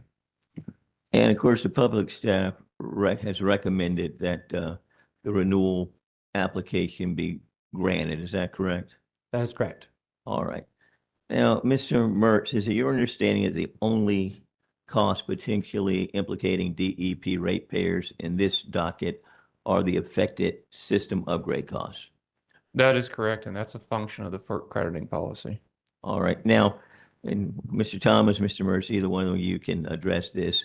Now, these facilities interconnect with the PJM footprint. Can you explain the PJM interconnection process applicable here, including the role of system impact studies and affected system studies? Go start. I can take a crack and then Sure. Metz can add in there. So this facility was studied in PJM cluster AD1, along with a cluster of other facilities. And while I don't have the exact dates here in front of me, that cluster study went through as part of during the time period of PJM kind of key reform. I believe right prior to that. This facility was studied after, I believe, reform. It was retooled. The study was retooled, basically restudied. And during this time, DEP was notified of an affected system study. And so as part of PJM's open access transmission tariff, they have a large generator interconnection procedure that's approved by FERC, right? So they have to follow this procedure. And so once they do the study, they notify DEP, and DEP then has to do its own power flow models. I believe in the process of doing that study, DEP determined that certain upgrades would be better included in its reliability plan, which resulted in this 150,000 incremental upgrade assigned to SUMAC, which also affects, I believe, several other projects like Macadamia. This process now, the PJM has now moved on from cluster AD1. I believe they're doing some transitional clusters now. So I believe, subject to check, I believe all facilities included in the AD1 clusters have signed IAs and are proceeding towards commercial operation, which gives a lot of confidence on our part that that cluster is not going to change, and we are not going to see a restudy from the affected system component. And then the affected system upgrades, or this facility has, sorry, just to cap out the PJM process, this facility has signed a large generator interconnection agreement, or an interconnection services agreement with Dominion, transmission operator. And so they are proceeding and working on construction of those facilities. And as the applicant stated, they've put up security already, many millions of dollars to start to pay for the design and construction of those facilities. Meanwhile, on the affected system side, DEP is working already. The Greenville-Everett line is under construction. I believe it has a, subject to check, a completion date of sometime this year, 2026. I'd have to check the last CTPC report. And this facility has signed an affected system operating agreement with DEP, which sets milestone payments for paying for those upgrades as the construction proceeds. I'll try to put a little bit finer point on the affected system ahead. element. And again, speaking generally, is the affected system is, yes, Duke Energy Progress in this example got identified that they were an affected utility. They identified their overall process. At the end of the day, that's an agreement that goes to FERC and approved by FERC that identifies the amount. Through the crediting policy, the FERC crediting policy, which again, the public staff has challenged in the past, but the crediting policy is what the crediting policy is that the milestone agreements is that as Duke Energy Progress completes work, they bill the applicant in question. The applicant then pays Duke. So Duke is never out of pocket. Now, once the project reaches commercial operation, then the reimbursement process and the timeline that takes place go into effect. So part of when we look at the overall risk is if this project went forward, triggered the affected projects, and they never came to commercial operation, Duke Energy Progress never had to reimburse that money. So we look as a de-risking factor in our overall analysis, subject to the FERC crediting policy. And which would be the potential reimbursement policy that would be applicable to this particular project, if you know? The FERC crediting policies? Yeah, I mean, are we looking at, I guess, specific tariffs that are impacting it? Or one thing, you have the open access transmission tariff that's applicable, but in terms of a reimbursement policy, how would that work, if you could clarify? So Help me with that. at a very high level, what the $150,000 is, once the project reaches commercial operation, and let's just say on day one, for simplifying, the $150,000 Duke would have to reimburse, and that would essentially be $150,000 in Duke's rate base at a system level. And then whenever Duke Energy Progress, in this example, apologies, keep saying Duke, when Duke comes in for a general rate case, there could be a timing mismatch. Then we'll look at those costs, and then we'll only pay the NC retail portion of those allocated costs. Because again, the $150,000 is a system level. And then we have to look at that, if assuming that it's capital, we have to look at the depreciation life and the other aspects. So it's not $150,000 on day one. It'll be approximately 65% as our allocation factor on NC retail. We take that amount, simplifying it, we divide that 1 divided by 40 because we have to look at the operational life, and that would be in the day the kind of the number that feeds into the revenue requirement, oversimplifying. Thank you for that overview. Now, if the affected system study costs change, what's the process by which the public staff will find out, and what is the notice period pursuant to the original CPCN order? So the public staff, I would imagine that we would initially find out via email. And then we would have discussions with the applicant, reach out to us. In any case, the filing would be made, and we would review that filing to determine if there's any significant change and if that affects our recommendations on the renewal and the continued validity of the CPCN. The notice period in the original CPCN, that's a great question. I just had it up, but I did not read the number of days. But I want to say it was like within 30 or 60 days of learning of any change that the notice must be made to the commission. But again, I would expect that we would find out earlier so that we could discuss with the applicant, whether we feel this should result in us changing or making any recommendations to the commission, and would give us a little additional time to digest that information as well. Now, do you believe those existing guidelines and guardrails are sufficient? Or do you think there need to be anything further in case there is a change? Go ahead. Again, it's kind of the evolution of the EMP process. There's a long story how we got here. I mean, Mr. Lucas and I, as well as many other team members, had worked on these EMPs, and when the affected system started coming up, I believe that the conditions that we have for the notification, I can't remember, it's conditions 3, 4, and 5. Those are still valid if they were to continue forward, if the commission were to approve this CPCN renewal. Now, are there any upcoming interconnection milestone studies or approvals that could reasonably be expected to result in a change to the affected system upgrade cost? My understanding that SUMAC at this point is not subject to any further studies. Construction and design is underway. So we have a lot of confidence that the upgrades assigned to this facility, particularly the affected system upgrades assigned to this facility, are final.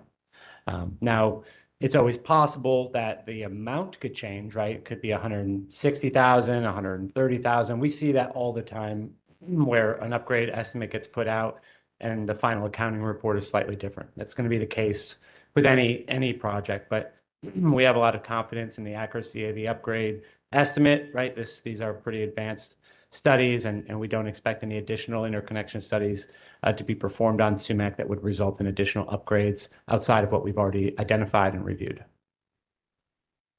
Now, are there any additional facts or detail that you believe are significant to this renewal application that I've not asked you about at this time?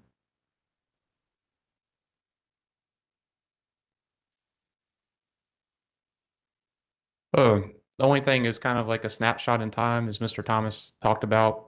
When we reviewed this application, it was essentially a brand new review. Just because they had it before does not mean they get it again from the public staff's view.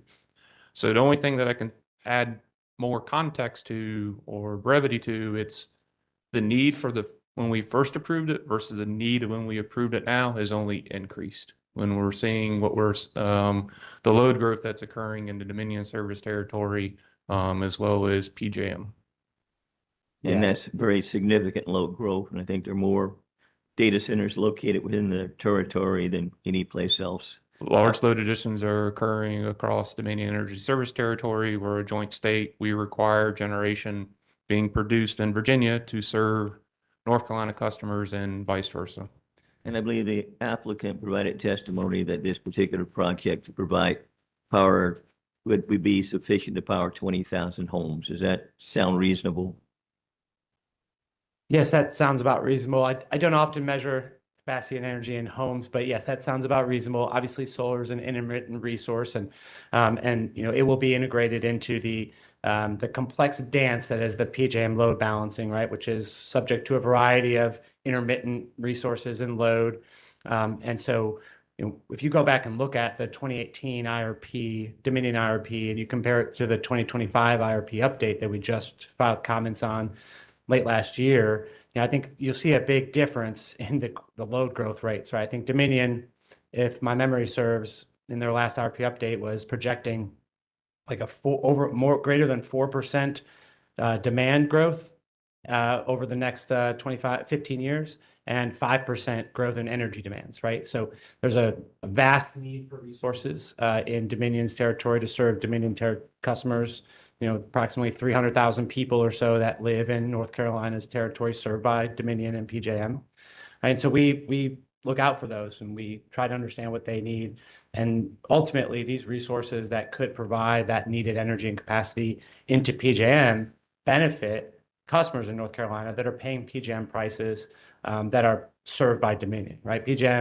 The prices in PJM are not only affecting Virginia, right? Because Dominion charges customers in North Carolina the costs associated with purchasing power and capacity, energy and capacity from PJM to satisfy and serve its load. So that's a big factor for us, is understanding how North Carolina customers interact with PJM, whether they're directly in the footprint or whether they're in Duke's territories trading with PJM economically to reduce overall system costs over time. And that would all be a very significant impact. I'm sorry, I guess the power generated by this project could contribute in a significant way to the North Carolina market. It could. PJM is 180,000 megawatts, I think, of capacity. So it's a small component of it, but it certainly will, potentially affect capacity prices, as it must bid into the capacity market. So it's going to be able to provide some summer peaking capacity and benefit customers. And then the energy that it bids into the market will serve to essentially lower costs, and all of that risk is put on the applicant. Thank you, gentlemen. I don't have any further questions. Commissioner Tucker? Just a good question, gentlemen. Thank you. You're answering the questions there. You too, Mr. Williamson.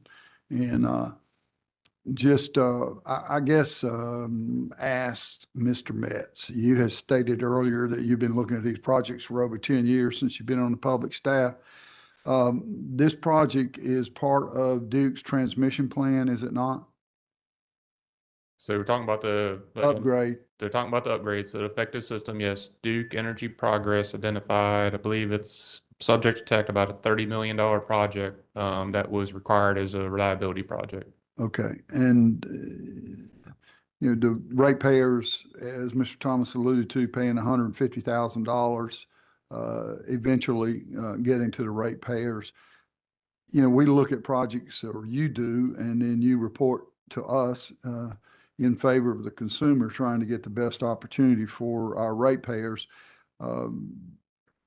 This is SUMAC tying in is a pretty good deal. Is that what I feel like you're saying earlier? Or is it pretty standard? So I think there's a couple of components to it. So saying this again with brevity, if I was king for a day, I would change the effective system, or apologies, I would change the FERC crediting policy. But I'm not king for a day. Right, We've challenged that. I have to work with what we have. right. So we have open access and we have the FERC crediting policy.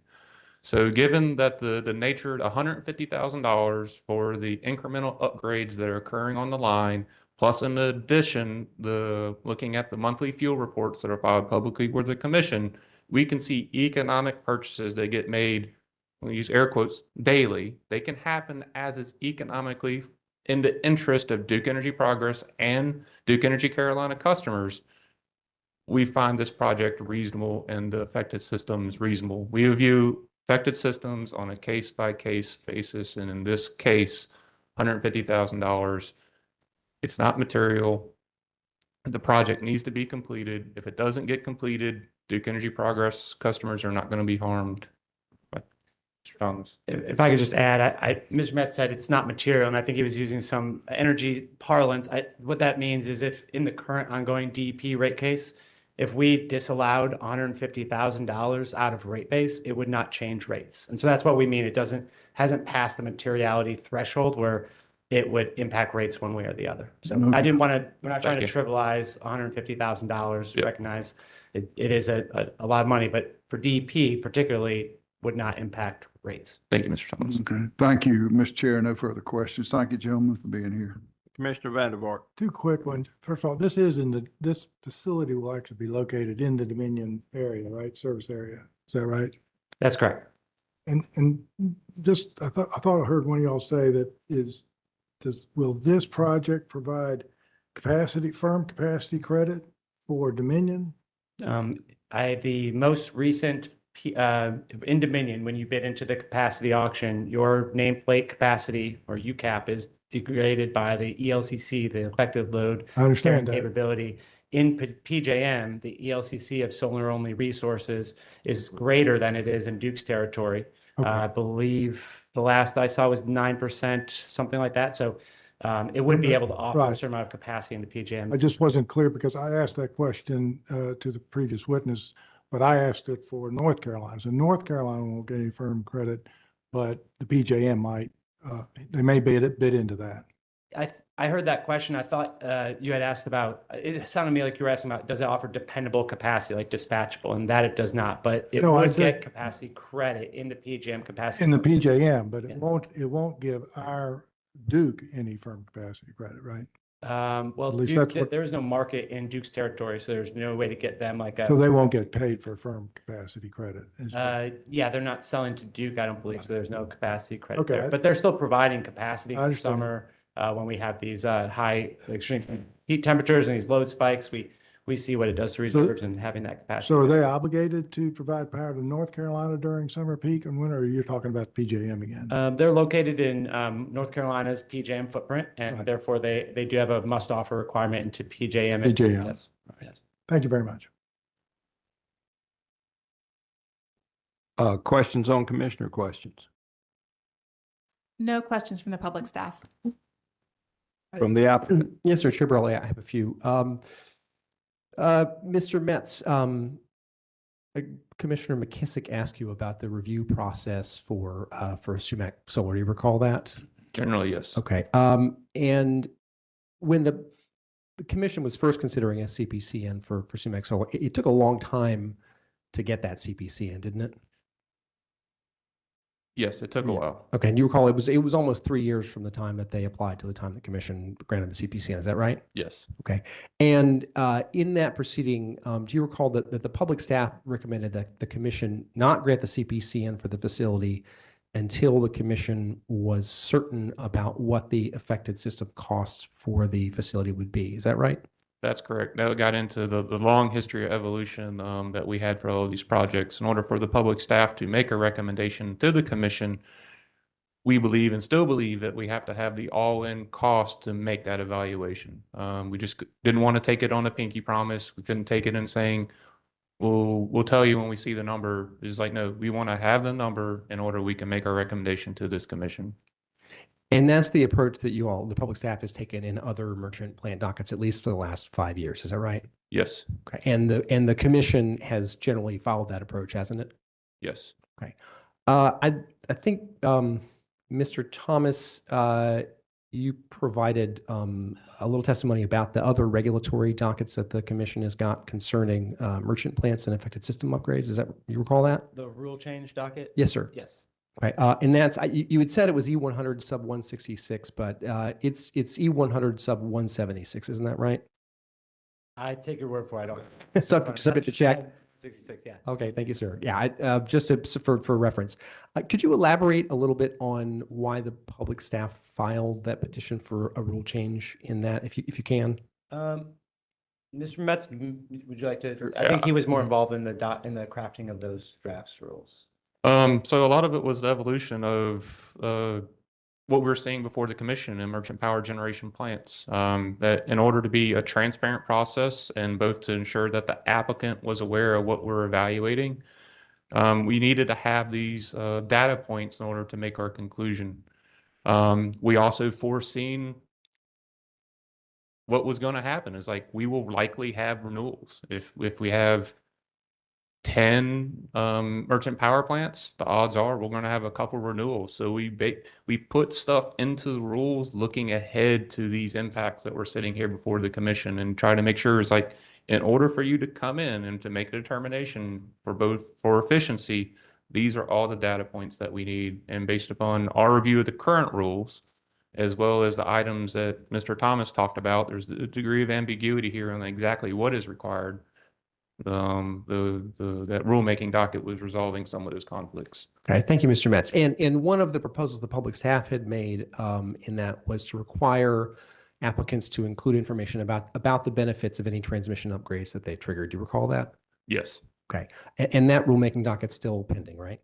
correct. Okay, and are you familiar with docket E100 sub 170?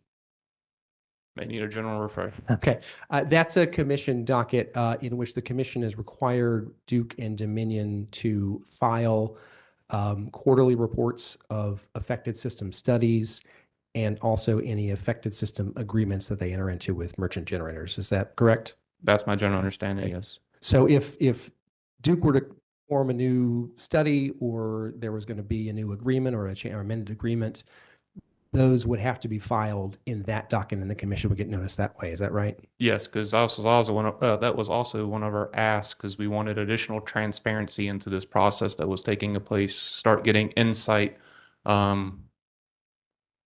much sooner in the overall process versus getting into the middle of a hearing and new numbers coming out. Okay, thank you, Mr. Metz. If you could say, would you agree that it would, if the commission were to decide to change its policy with respect or approach with respect to merchant CPCNs, that one of those regulatory dockets would be the appropriate place to do that instead of a CPCN renewal? I can't take a commentary on that. Only thing I can say is to the extent that the commission gives guidance on what its processes or expectation is, the public staff would follow suit accordingly with consultation of staff. Okay, thank you, Mr. Metz.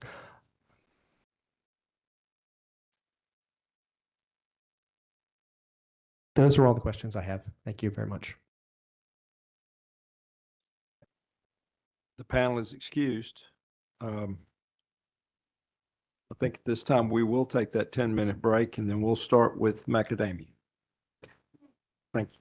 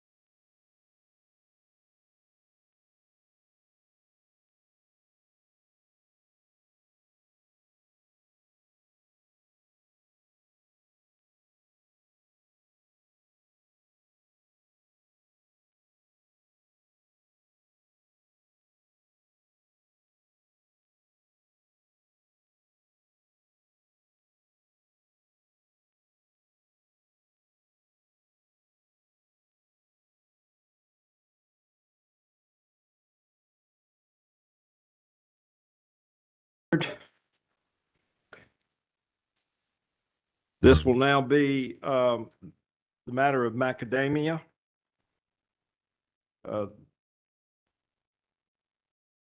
You're ready, sir? If you're ready to present, you'll bring your panel forward. Yes, sir, Chair Brawley. Thank you very much. Macadamia Solar calls Scott Wenzel to the stand.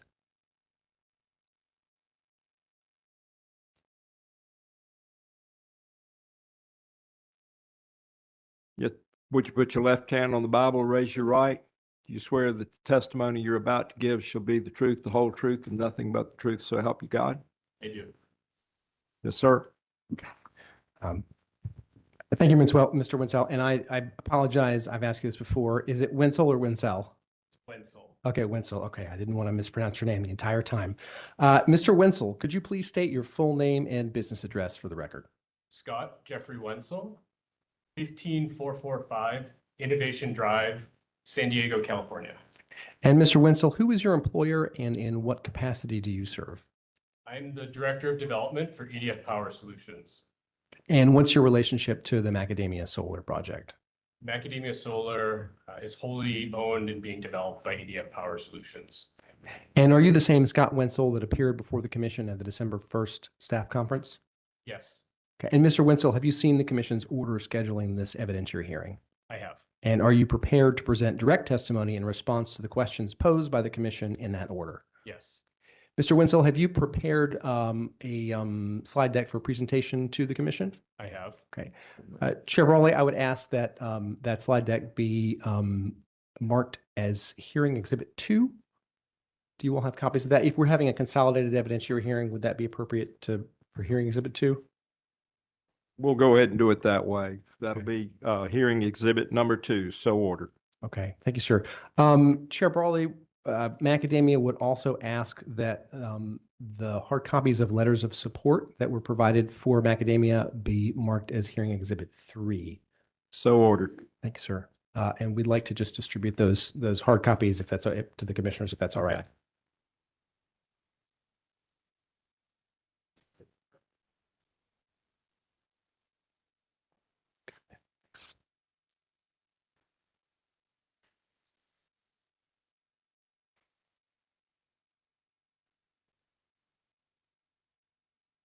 Thank you. Sure, that'd be great.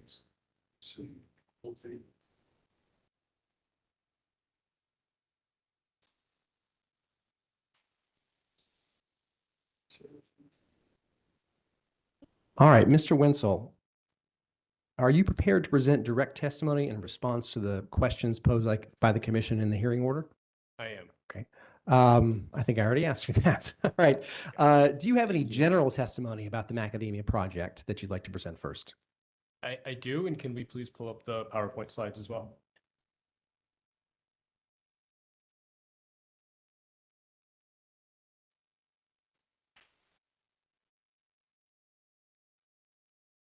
Please go ahead. Great. Thank you for your interest in the project and the opportunity to appear before you today. I appreciate the Utility Commission's interest in ensuring the welfare of North Carolinians. Today, in my remarks, I will address the questions posed by the Commission in its January 2nd scheduling order. I will also discuss the continued need for new power generation in North Carolina, the unique benefits that Macadamia Solar will bring to North Carolina's ratepayers and citizens, and lastly, emphasize the significant investments that have been made to date in reliance on the CPCN issued in January of 2023. First, the need for this project has only grown since 2023. In its 2025 IRP update, Dominion notes that demand is forecasted to increase 6.3% annually over the next decade, and that demand will more than double by 2045 in the DOM zone of PJM. Dominion also notes that constraints within PJM continue to underscore the need for additional power generation and electric transmission resources within the company's delivery zone, including the approximately 130,000 customers that Dominion serves in the state of North Carolina. The addition of low marginal cost generation, like Macadamia Solar, helps to lower power prices, which benefits the North Carolina customers of Dominion Energy. The addition of new generation also benefits Duke customers across North Carolina, as Duke regularly imports power from PJM. Today, businesses are expanding and relocating to the state of North Carolina for its favorable business environment, access to major markets across the East Coast, and for its affordable energy prices. Macadamia Solar helps to fuel sustained growth by meeting state and regional power demand while investing private capital to upgrade the transmission system to the benefit of all ratepayers. Finally, Macadamia Solar has already made substantial investments in reliance of the CPCN issued in January 2023, including $16 million to date to fund transmission network upgrades in North Carolina, and tens of millions of more dollars spent advancing the project towards construction, as evidenced by the confidential filing made on January 9th detailing project expenses. This commission can ensure that Macadamia's economic and power system benefits are fully realized by granting an extension to the CPCN that was issued in January 2023. Thank you. And thank you, Mr. Winsell. Moving to question 3A of the commission's hearing order. Could you provide some testimony on that question? Yes. I'd like to start by emphasizing EDF Power Solutions' extensive experience in the power sector. Macadamia Solar, again, is wholly owned and is being developed by EDF Power Solutions. EDF has developed and built more than 300 generating and battery storage projects, representing 23 gigawatts of capacity since 1987.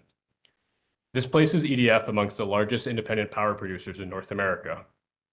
My company has refined our estimating processes over years of developing and building these projects. We would not be as successful as we have been if our processes were not reliable. EDF Power Solutions North America is a subsidiary of the much larger EDF Group, which is headquartered in France. The EDF Group has nearly 120,000 employees and 41.5 million electricity customers around the world. In 2024, the EDF Group owned and operated a fleet of thermal, nuclear, and renewable power plants globally with an installed capacity of nearly 120 gigawatts.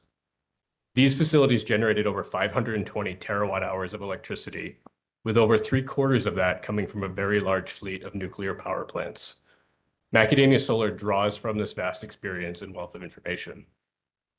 Back here in North America, EDF Power Solutions has dedicated internal teams that are responsible for estimating construction costs, negotiating engineering and construction contracts, and ensuring that our projects, like Macadamia Solar, have access to the highest quality equipment at favorable terms. Across our portfolio, we are actively developing dozens of other large solar facilities like Macadamia, and the data produced through the estimation and negotiations associated with those projects are used to reinforce our assumptions about Macadamia. We also draw from decades of experience and a proven track record building power plants on budget and on schedule. As Macadamia Solar has advanced since January 2023, EDF Power Solutions has invested in advanced data collection methods, such as the use of aerial drones and subsurface geotechnical investigations, to further our understanding of the site and refine our construction cost estimates. We are now advancing detailed final engineering plans that will be used to finalize construction and equipment procurement contracts and bring additional cost certainty. While we are confident in our robust estimating processes and include appropriate contingencies in our assumptions, we're not immune to external factors that can cause price volatility. The most significant risk factors include: 1, interconnection costs, which can change due to updated engineering, procurement, or construction assumptions from Dominion. It's important to highlight here that if Dominion does identify any cost increases, that those will be fully borne by Macadamia Solar. The second is supply chain volatility, which can change the availability or cost of key commodities such as steel, concrete, solar modules, and electrical equipment. The third is labor market dynamics, such as shifts in labor costs or availability due to economic conditions or localized demand. The fourth is inflationary pressure, which can increase the cost of goods and services used during construction. And five would be regulatory changes, such as updates to local, state, or federal regulations, including import tariffs, that could require additional compliance measures or directly add to equipment costs. Finally, I want to emphasize that Macadamia Solar bears all risks related to construction cost changes. Okay. Thank you, Mr. Winsell. Moving on to question 3B, is a significant change to the affected system costs anticipated as construction costs get underway? Why or why not? And how reliable is this assessment? Can you provide testimony on this issue, please? Yes. I believe SUMAC Solar has already covered this question thoroughly in its testimony, so I'll be brief here. First, Macadamia Solar does not have any affected system upgrades assigned by Duke, nor is there currently any contractual agreement between Macadamia and Duke related to transmission system upgrades. The affected system upgrade that has been assigned to SUMAC is a very small piece of a much larger upgrade that's already planned by Duke for reliability and resiliency reasons. Those costs represent just 0.5% of the total cost of the upgrade. It's our understanding that this Duke upgrade is on track to be completed by the end of 2026, which is well before the PJM upgrades assigned to Macadamia will be done. But if for some reason that Duke upgrade was to be delayed, Duke and PJM could conduct a deliverability study to determine how much power Macadamia Solar could deliver to the grid, and Duke could ultimately impose temporary operating limits on Macadamia Solar prior to the completion of the DEP reliability project. Thank you, Mr. Winsell. Moving on to question 3C, please provide your testimony on how the Macadamia facility will benefit the citizens of North Carolina. Yes. We understand that it's the Commission's duty to look out for the welfare of the citizens of North Carolina, and that it's interested in fully understanding the benefits of the Macadamia project to them. As I will discuss, the Macadamia project will have significant direct benefits to the local community. It will also have indirect benefits to North Carolina ratepayers, both in Dominion's territory and in Duke's territory.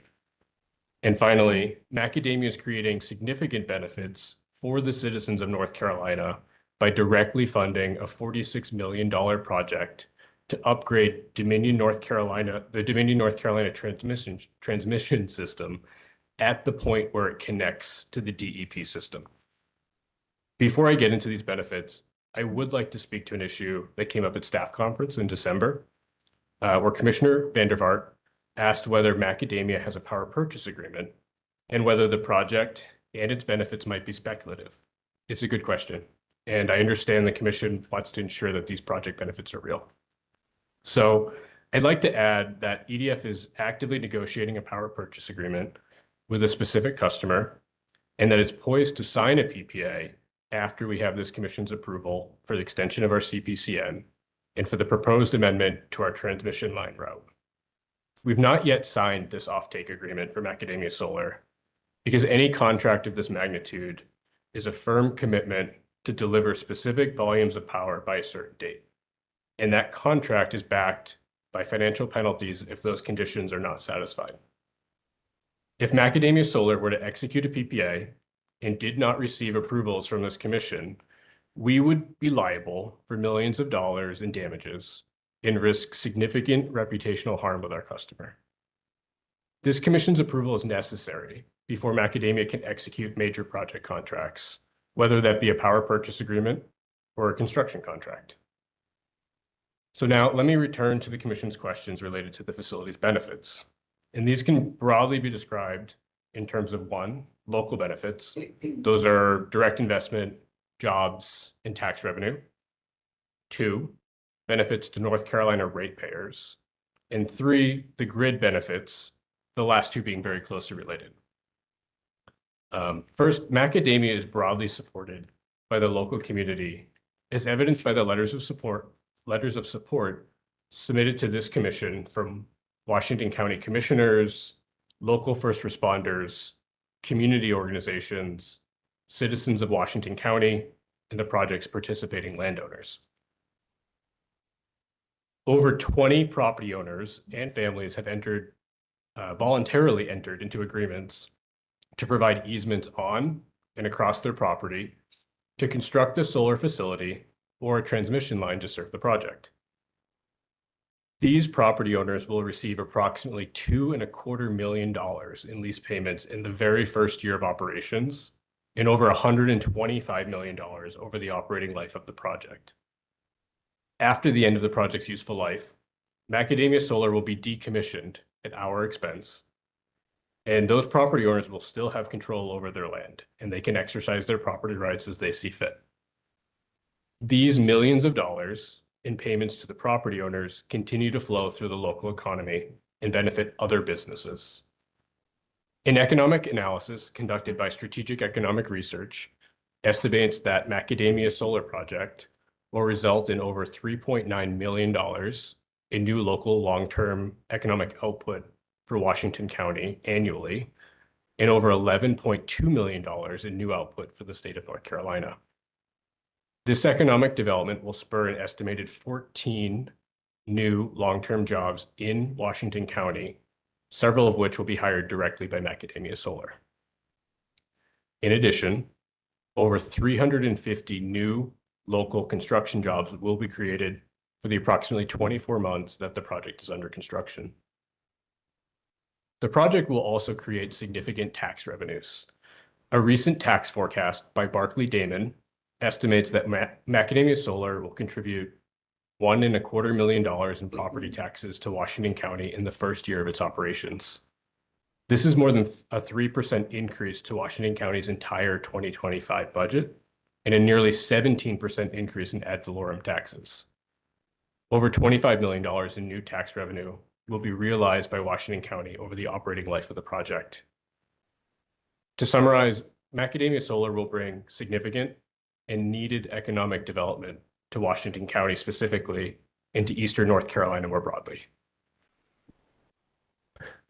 Thank you, Mr. I'm sorry. Please go ahead. However, the impacts from Macadamia Solar will extend beyond just the inner banks of North Carolina. The addition of low-cost generation like Macadamia Solar helps to lower wholesale prices in the PJM market, which benefits the North Carolina customers of Dominion Energy directly. This is a case of simple supply and demand economics. The addition of a new large power plant, especially one with virtually no marginal operating costs like fuel expenses, serves to reduce wholesale power prices. The addition of this new generation also benefits Duke customers across North Carolina, as Duke regularly imports power from PJM. North Carolina ratepayers also benefit from the private financing of transmission system upgrades that alleviate constraints and improve reliability. Macadamia is funding over $50 million in upgrades to the grid that will benefit the customers of both Duke and Dominion, including the large $46 million upgrade to a key intertie between the Duke and Dominion transmission systems, as I discussed earlier. This upgrade reinforces the intertie between Duke and PJM specifically, enhancing local grid resiliency by privately funding the reconstruction of 20 miles of aging 230 kV transmission infrastructure that otherwise would have to be rebuilt at the ratepayers' expense. Macadamia is also funding several other network upgrades on the Dominion system that include rebuilding lower voltage 115 kV transmission lines, replacing aging structures, and substantially upgrading the Trowbridge substation, shown here on the map. Both Dominion and Duke's IRPs have identified congestion in their respective systems as a constraint for resource planning. The upgrades that Macadamia is directly funding at its own expense will help to relieve that congestion. Additionally, in its current IRP, Duke identifies PJM's investment in its transmission system as a driving factor for the increased costs of buying power from the PJM market. In addition to driving PJM market prices down by increasing the supply of energy, Macadamia's network upgrades will also defer additional PJM transmission spending that otherwise would be passed on in part to Duke customers. Finally, Macadamia has posted nearly $70 million in financial security that ensures that these improvements will benefit North Carolina ratepayers regardless of Macadamia's financial success. Macadamia made this financial commitment in reliance on the regulatory approval provided by this commission in its January 2023 CPCN order. Thank you. Thank you, Mr. Winsell. Finally, moving on to question 3D from the hearing order. Is the current construction timeline reliable? Could you please provide your testimony on this question? Yes. We are confident in our ability to execute on our construction timeline, which draws from EDF's experience building over 23 gigawatts of power generation. The most significant factor driving uncertainty in our construction timeline is Dominion's ability to fully construct the network upgrades required by Macadamia Solar in a timely fashion. In fact, delays to PJM's interconnection study process and then to Dominion's engineering and design process are the reasons that we are asking for this renewal of Macadamia Solar CPCN. While we can't rule out further delays by Dominion, we have safe harbored the project by purchasing equipment to ensure that Macadamia Solar will benefit from federal investment tax credits, even if Dominion's upgrades take longer than expected. And so I'd like to conclude by urging the Commission to grant an extension to Macadamia Solar CPCN, approve the pending amendment to its CE-CPCN, and allow the property owners of Washington County, the taxpayers of the state of North Carolina, and the ratepayers represented by this commission to fully realize the benefits of our investment in your state. As detailed in our filing from Friday, Macadamia Solar and EDF have invested tens of millions of dollars in the project since our CPCN was granted in 2023. Our company has made those investments in reliance both on the Commission's approval of our CPCN and also on the growing demand for energy across the region. I would ask that in addition to the benefits we've discussed, you give due consideration to those investments. I very much appreciate the opportunity to speak with you today, and I'm available to answer any questions that you might have. Thank you, Mr. Winsell. Mr. Winsell is now available for cross-examination and commissioner questions. Public staff? The public staff has no cross questions. Okay, commissioner questions. Commissioner Tucker. I'll try to be brief and not to be redundant. Is there any batteries in this project, Mr. Wessel? We currently Battery storage? Thank you, Commissioner Tucker. We currently do not have batteries Okay. planned or incorporated into the facility. Can you share with us, without sharing confidential information, what the result of the sale was? What were the dynamics that created the opportunity for EDF to purchase Macadamia Solar from its previous owner? Yes. GeneX Solar was the original developer for Macadamia. GeneX's business model is to develop projects to a certain point in time where they then sell those assets to generally a larger developer like EDF, Okay. with the sort of capital to bring projects into and through construction. Okay, yeah. Well, sometimes people run into financial situations on long-term debt and short-term gain. Did I hear you say in your presentation that you had not signed, but you are currently involved in negotiations with an in-state North Carolina customer for power? The customer in question is confidential, but they're a I large understand that. commercial industrial user with facilities across the eastern United States, including in North Carolina. So these 484 megawatts would service, if you sign an agreement, that customer? Or they would move here, or they would build here, or whatever, due to the fact that you would use part of these 484 megawatts to assure them that they would be supplied with power? The customer has existing facilities in PJM, and I believe that they would be using the power generated from Macadamia Solar to satisfy the demand of those facilities. But are they North Carolina, would they be located in North Carolina? They have multiple facilities, including in North Carolina. I get it. As well as PJM. Yeah, I don't want to put you on the spot. Regulate power. I got to ask you this question because I asked SUMAC this question as well. I'm looking at your pictures.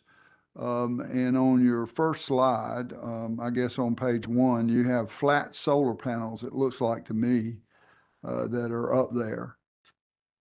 And they don't look that far off the ground to me. And my concern is there access to below the panels? You know, I don't understand the flat panels, but maybe these are built in California and the sun always shines there and the budgets continue to grow in deficit. But, you know, what's the configuration for Macadamia, or is this a standard for EDF, or help me get comfortable with that? Commissioner, the photo that you're looking at is from a project called Fox Squirrel. It's located in Ohio. My company completed construction on that facility, I believe, in 2023. It's of a comparable size to Macadamia. It's over 500 megawatts. Perhaps the photo is misleading. Those solar panels are approximately 5 feet off the ground. They are on a tracking system, so they would be following the sun throughout the day. They're not yet operational in this photo. Okay. Macadamia would intend to use similar equipment off of the ground that would allow for vegetation management under the panel. Well, I'm familiar with tracking systems, so that's good. Did you consult with the bears in Washington County? Because it's full of black bears. I am aware of that, Commissioner. No, I did not consult with the bears, although we have been actively supporting the Black Bear Festival for a number of years. Yeah, man, there are a ton of them out there. I've hunted there and grew up a couple of counties away from here. One question I want to ask you that I was curious about, did you hear the testimony from SUMAC, I believe Ms. Wright, stating the fact that the $150,000 that they were asking the ratepayers of North Carolina contribute to their system was a FERC rule? And then yet I hear you say that Macadamia and EDF are paying 100% of all of the upgrades. How are you excluded from the FERC rule and why it was applied to them and not to you as well, or vice versa?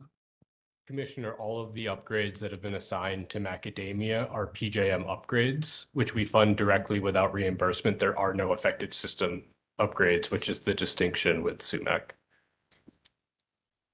Okay. Fair enough. Mr. Chair, that's all the questions I have for Mr. Wessel. Thank you for applying from California. Please go back. Commissioner We have McKissick. enough people from California here.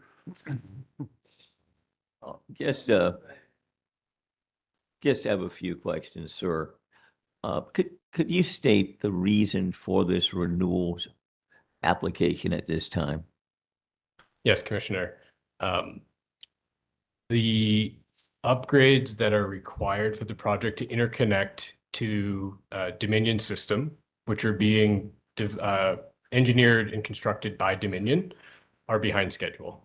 And so the project, when it originally filed for its CPCN, intended for the facility to be online as early as 2025, pending the timeline for those upgrades to be constructed.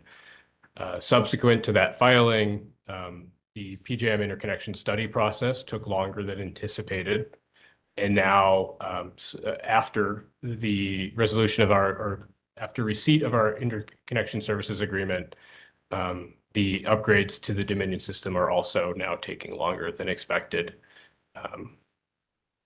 And it's my understanding that Macadamia has entered into an interconnection service agreement. Is that correct? That's correct. All right. And under that interconnection service agreement, Macadamia is responsible for the actual cost incurred by PJM on the engineering and construction of network upgrades allocated to Macadamia. Is that correct as well? That's correct, Commissioner. And Macadamia will receive no reimbursement for those costs in accordance with the interconnection service agreement. That's correct, Commissioner.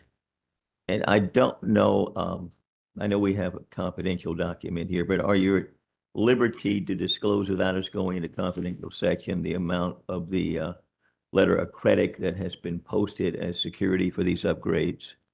Yes, Macadamia has posted a $69 million letter of credit. Okay. And underneath this interconnection service agreement is Can you identify the approximate amount of the letter of credit that remains at risk at this time?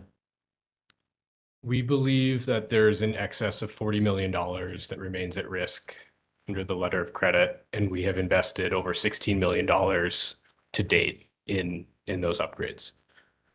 And the CPCN, the current CPCN was issued on January 5th of 23. Is that correct? That's correct, Commissioner. Are you at liberty to discuss or disclose, that is going to confidential section, what costs have been incurred related to Macadamia project going up through, say, January 5th of 2026? Yes, I'm comfortable disclosing that on the public record.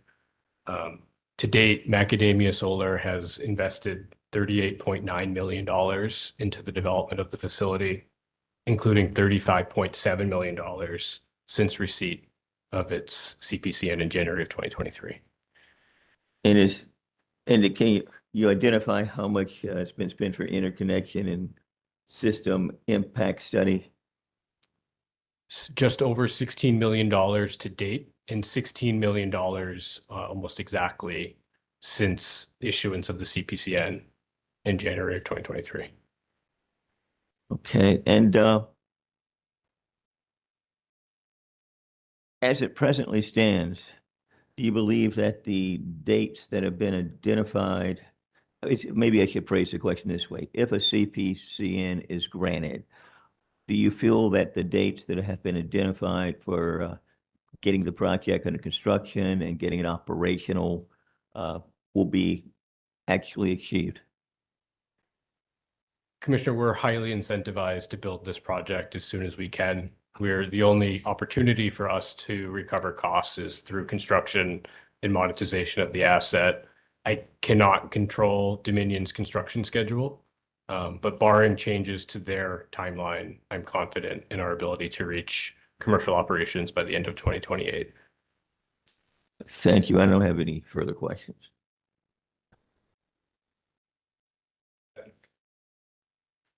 Questions on commissioner questions? Chair Brawley, I have just one or two. Mr. Wenzel, just going back to Commissioner Tucker's questions about who you're going to sell the power to.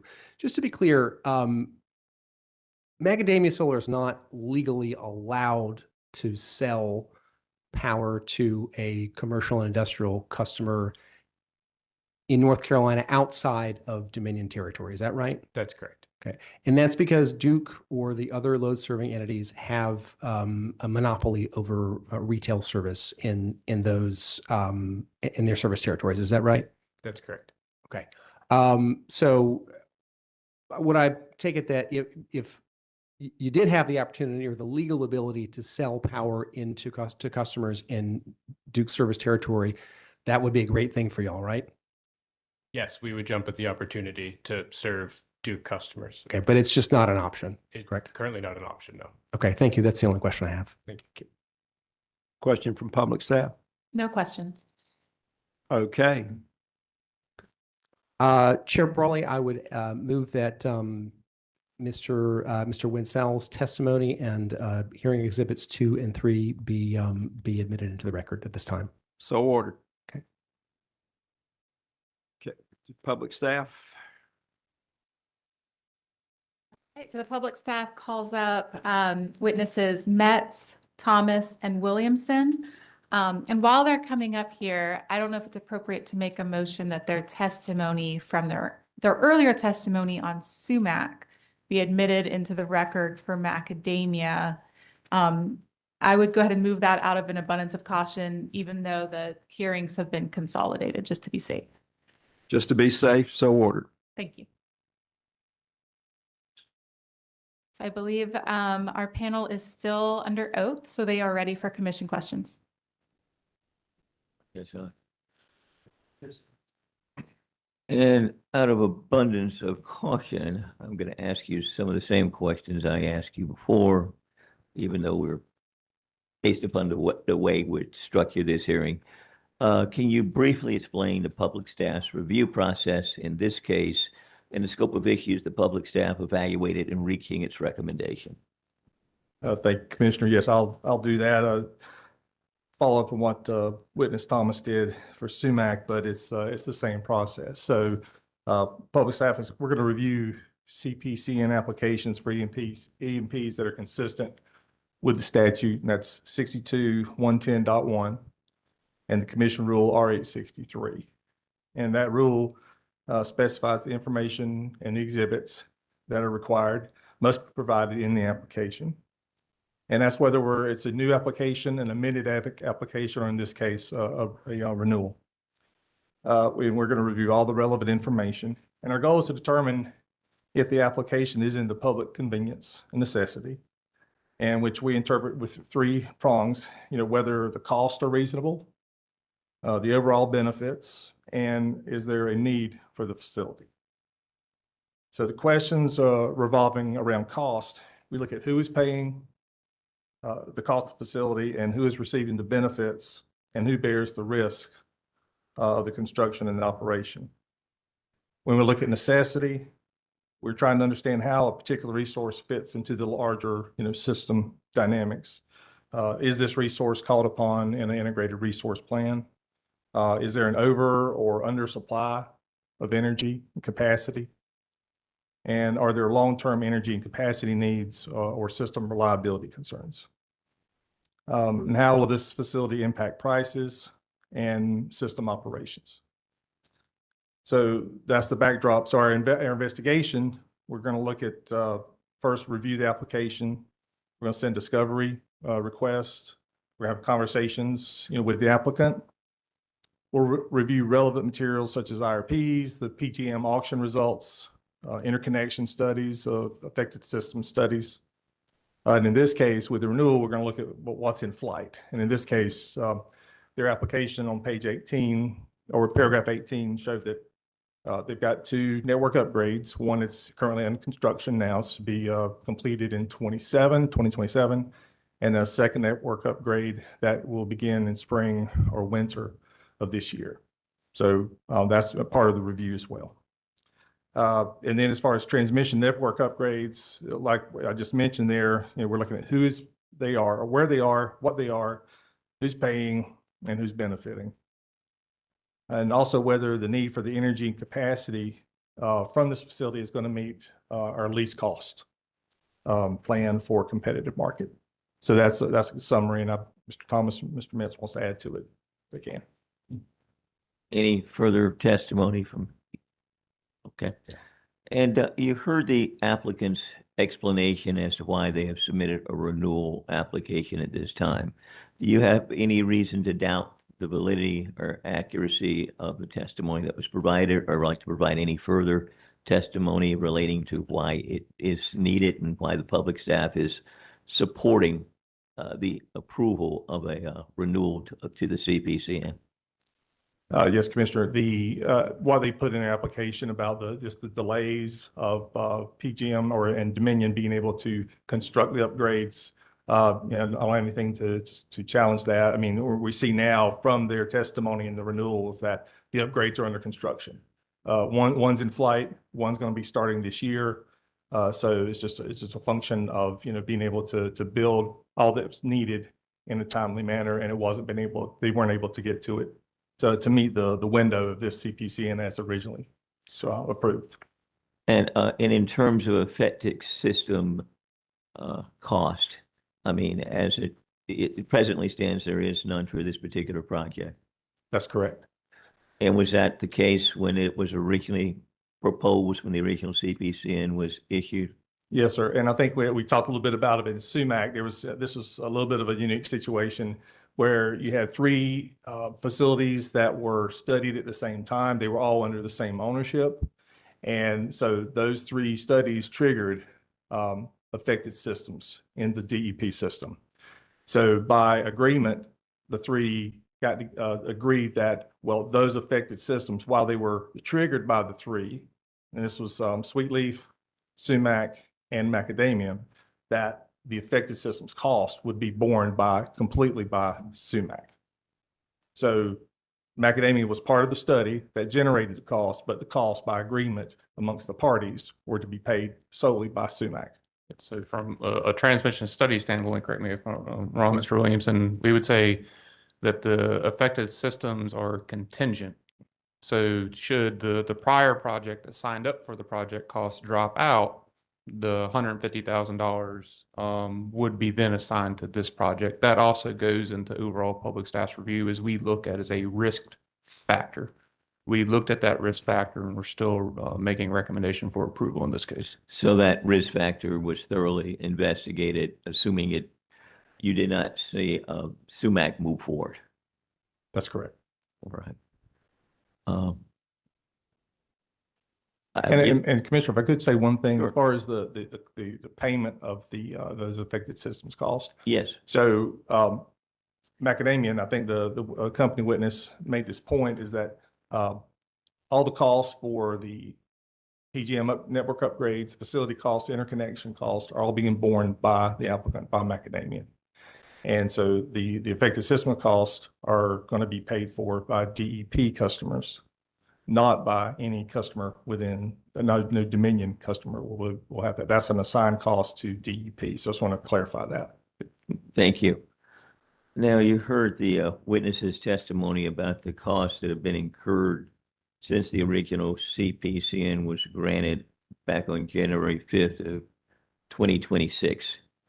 And now I believe the data that I saw in the record in the confidential document, which was consistent with the testimony that was provided a few minutes ago, included costs up through January 5th of 2026. Did those numbers look accurate to you? Do you have any reason to question their validity? Cost up through January 26. I know I've got the annual report, Okay. which is for July of 2025. But the actuals, I don't think that we've seen that. Okay. I don't recall. I would ask Mr. Thomas or Mr. Smith if they've seen any actuals. Okay. Well, you heard the testimony that was provided. Would you have any reason to question the testimony? No, sir. Okay, very good. Is there anything else you'd like to share that I have not questioned you about that you believe is pertinent and significant for this commission to consider as to evaluate whether to issue a CPCN in this particular proceeding? We still recommend approval of this amendment. or renewal. Thank you. I don't have any further questions there. Keep it short and simple. Mr. Vanderhort? Thanks very much. And I don't know who answers this question, but if I'm not mistaken, I'm not sure about the parlance, but this is going to be located in a constrained transmission area. Is that right? In terms of being able to get power in and out of there, and in terms of backing the intermittency, what we're talking about here is a 0.5 gigawatt of power. And I want to know what's going to happen when a cloud passes over that 0.5 gigawatt producing solar facility. What picks up the slack there? I'm sure some variable sources are going to pick it up in North Carolina. Some they're going to try to get it down.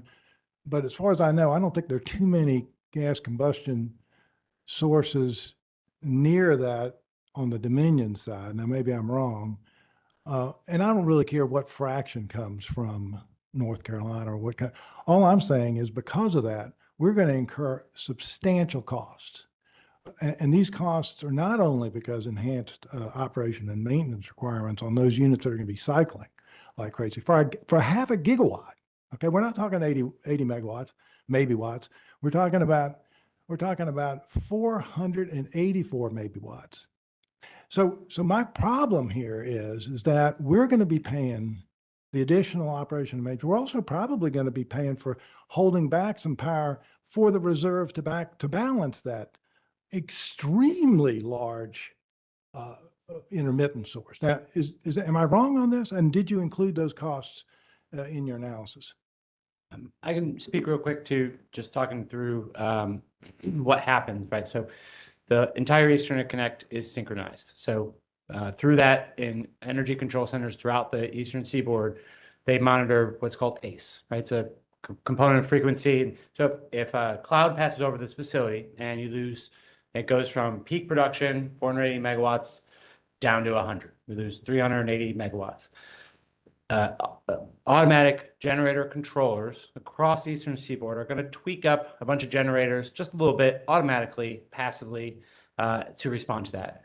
It's no different than a combustion turbine tripping offline because of a substation or a breaker blowing. Sure. And so the except- system. And hang on, I get all that and I appreciate that. But first of all, this is a constrained area, so not too much is going to be helped. I mean, it's not going to be helped too much by sources that aren't fairly close. Is that I'm not sure. So Dom Zone is a fairly large footprint, right? Encompasses a lot of Virginia. That is, it has been constrained. There are a lot of transmission projects to alleviate that constraint. So I don't know necessarily that you're going to have a localized fault or something like that because you can't get energy into. And we'll never get the split. We'll never get the split, right? I mean, I get that. All I'm saying though is there's a cost associated with that. And for an 80 megawatt, I think it's concerning, but for 484 maybe watts, that's a lot. So I guess I just can't ignore that there are prices. And am I wrong that you'll have to hold some reserve back just for this eventuality? I mean, there are no batteries, right? There's no batteries. I heard that correctly. I think somebody asked. Okay, so where are those costs? Are they going to be socialized by us, by our ratepayers, even though these contracts are going to be going up to PGM? Yes or no? Don't give me a lot of just yes or no. Are there costs? There will be, there are incremental costs associated with intermittency regardless of the generator. Exactly. Now, I can give you more discussion, but. And all I'm asking is, in this case, where we have a half a gigawatt, were those costs considered by either the applicant or the public staff? So how I'm looking at this is a merchant generator plant seeking to bid into or sell into PJM. So this is a proponent, if you would, of a merchant generator. That is the financial risk that they have to go into and consider in the long-term operation. What changing conditions are occurring within the RTO? If they want to enter into and take on those risks, that is a financial decision on their part. Are you saying that they're going to actually reimburse Duke's system for these enhanced operation and maintenance costs? That's where I'm being confused. So this is being sold into the PJM. And but so there are sources that we were just talking about. There are going to be sources in both North Carolina in the Duke service area, as well as in the PJM Dominion. And as you said, maybe even farther away, although at some point they're attenuated to the point they're really not effective. But my point is there's some fraction that's going to help support this balancing that is going to be coming from North Carolina generators. Is that not true? in part, so there's two discrete elements, and I'm not trying to dance around it. It's just very complex. So we look at the requirements of the balancing area. So to start out with, PJM is the regional transmission operator, so their balancing area is in question. So you have to match gen out versus gen in. So if they lost a 500 megawatt unit, technology agnostic, whatever it is, they are responsible to respond accordingly. Now, Duke's BA in this example, the ACE, would not be impacted. Now, how the physics works, there would be a drawdown. You're probably going to absorb the inertia, but PJM to absolve the NERC standards will have to redispatch its system, and they would be more likely not to experience those costs. I understand, but it's inescapable that some of our units will be lending balance. It's unescapable because of all the analogies we've been talking about with electrons. My only point is that it's such a large facility and that this isn't a trip out of some combustion turbine. This is going to happen every day. This is going to happen multiple times a day on cloudy days. And you know as well as I do what the output looks like in North Carolina with a fairly humid atmosphere. And that's why we got like 22% capacity factor. And yet we're going to be born to pay the socialized North Carolina ratepayer will have to contribute somewhat to the enhanced, and I'm not talking about the power because the power will be here, but I'm talking about the enhanced expenses associated with ramping those units up and down. I mean, it's already happening, but this is another 0.5 gigawatt facility. And all I'm asking is, were those costs included in this analysis by the applicant? And if so, I need to see where they are.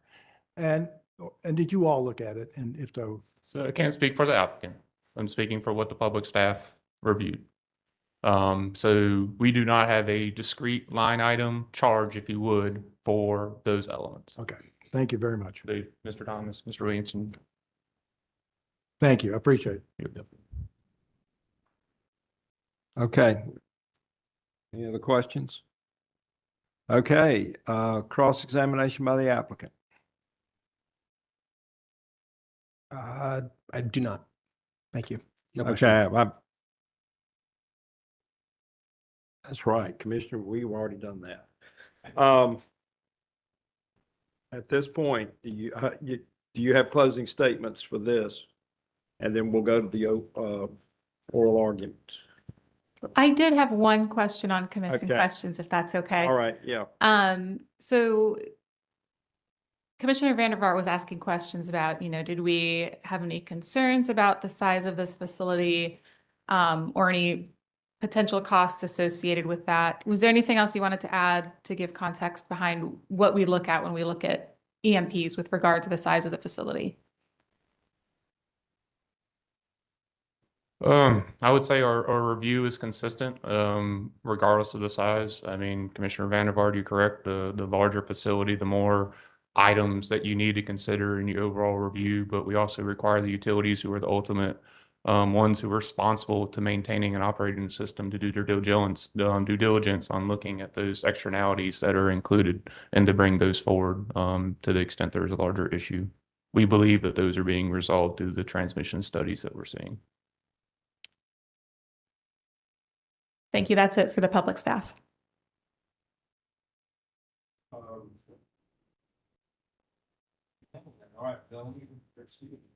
Thank you. Remove their testimony in the record. And if I can go ahead and move the testimony of the public staff witnesses into the record. Thank you. And Chair Brawley, I do not have a closing statement for Macadamia, but I will address that in my oral argument. No, sir. All right, let's go to oral arguments.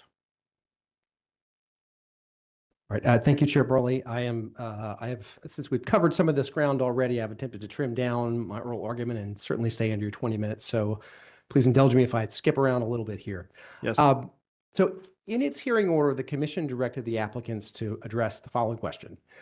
If we find that the projects do not provide benefits to the citizens of North Carolina, why should we renew the CPCNs? Now, I hope that we have been able to persuade you all through the testimony you saw today that these projects will bring meaningful benefits to North Carolina. But I also appreciate the opportunity to ask to address this question. It is not an easy question with regard to merchant plants, but it is a question that this commission has been addressing and thinking about and working through extensively, both in the original proceedings that resulted in these CPCNs being granted, and in other dockets and in other CPCN proceedings, which is all a way of saying that you guys have asked some very good, important questions. Your predecessor, you are, and we appreciate, I'm a North Carolina ratepayer. We appreciate you were looking out for North Carolina ratepayers. Your predecessors on the commission identified these very same questions. They are important because the answer is not obvious. But what I will say, I'd like to take a minute and talk about how we got to where we are right now. So after extensive consideration and on the recommendations of the public staff, this commission concluded in 2023 that these two projects are in the interest of the state of North Carolina, that they are consistent with the public convenience and necessity. This was based on the need for the projects in the region and the minimal impacts that they would have to North Carolina ratepayers. That decision, and I can elaborate, but that decision was consistent with a CPCN statute. It was consistent with the CPCN rule, and it was consistent with now 25 years of, and then 22, now 25 or so years of commission precedent. In reliance on those decisions, Macadamia and Solar and SUMAC Solar have invested tens of millions of dollars. I think we're looking over upwards of $40 million, all told, in North Carolina in reliance on the commission's decision. Since the CPCNs were granted, nothing has changed that would justify changing the commission's prior decision. The affected system impacts are the same. The need for power in the region that was the driving force behind the original decision has gone up. So nothing has changed that would justify changing the commission's decision. This commission in CPCN proceedings acts in a judicial capacity. What that means is your decisions that are made here must be based on competent and substantial evidence. There is no evidence. There are no changes. And I'll also say that if a commission, you all have discretion to reconsider prior findings. That you do have that discretion. But if you do that, you have discretion to do that only on the basis of changed circumstances or some misunderstanding or disregard of the facts by the prior commission.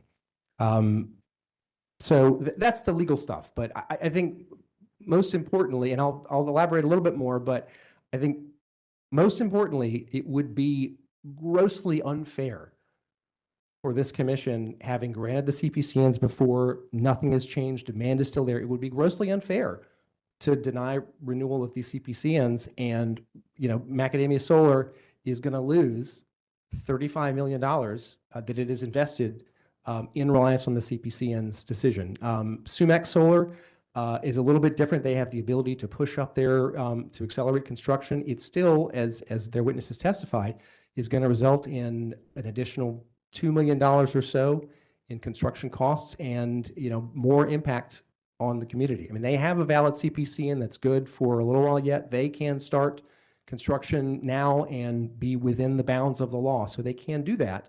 They asked for an extension because it would be more efficient. It would be more beneficial to Bertie County for them to be able to wait a little bit and extend their CPCN and do it that way. And you have heard from the folks at GeneX, you've heard from SUMAC Solar and from Macadamia, from EDF and Clean Choice, that they are invested in these communities. They are committed to these communities. The landowners that have agreed to lease their land to these companies for a limited period of time, exercising their private property rights. This is not state land. This is their land, and they have decided that for their families, this is what they want to do with their land. They are all very much in support of these projects. And if the Macadamia CPCN is not extended, all those investments, all that reliance, that all goes away. All right. So, and lastly, sort of on the high level points here, if this commission, without any change in circumstances or additional impact on North Carolina ratepayers, were to change its mind about these CPCNs, I have to question what the message that sends to regulated entities, to the business community, about the regulatory environment here in North Carolina. Businesses that are making long-term investments in states look at that regulatory climate. They look at whether they can rely on stability in regulation.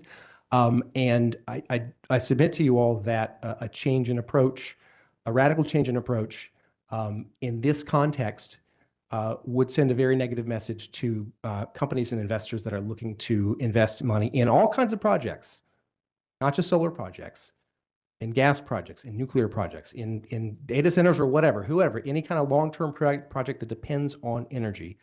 The message that you will send to those investors who are watching is important. So query that.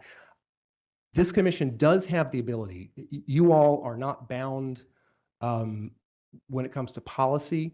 You are not bound by your predecessors. You all have the discretion to change your policies over time. They can evolve over time using your judgment and new circumstances. And so that is your prerogative if you wish to change your policies to do that. However, I would submit to you, the commission has ongoing, Mr. Thomas referenced these ongoing regulatory dockets. This commission has had these dockets open for a while now. If the commission wants to change its policies as to merchant plants, the correct, the reasonable, the best avenue for that, the best place to do that, to get all the facts, to hear not just from SUMAC and Macadamia and the public staff, but to hear from any other stakeholders, members of the industry, utilities, et cetera. There are a lot of questions here. The best place to do that would be in those dockets or in new CPCN proceedings, not in the renewal of these existing CPCNs that tens of millions of dollars have been invested in.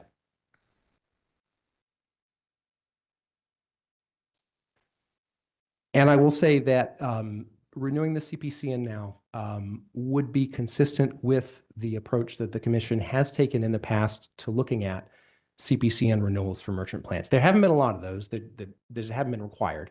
So there's limited precedent, but when the commission has considered renewal of a merchant CPCN, it has looked at two questions. First, is there a need for the project? Second, have any circumstances changed that would call into question the basis for the CPCN? Are there more impacts? Are the upgrade costs higher, et cetera? If there's still a need for the facility and the circumstances haven't changed, the CPCN is renewed.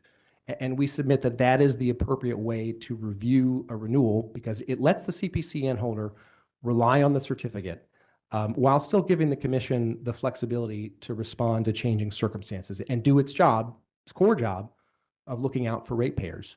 Now, I understand, and it's public staff's view that, CPCN is, you're not entitled to a new CPCN or extension. I will note, and I think the facts here show, 3 years in the development of an energy project is not a long time. It is not a long enough time to sort of give you a whole window. Things are out, interconnection timelines are in the control of the utility. They're outside of our control. If you want to order a gas turbine right now, it's going to take you 5 years to get that in. I mean, this is the way the industry is right now. It just takes a long time to build a new energy project of any kind. And so saying, well, they've got it for 3 years and that should be enough for them is not, that 3 years is not enough time. So we need to be able to rely on continuity in the commission's decision-making in the absence of changed circumstances.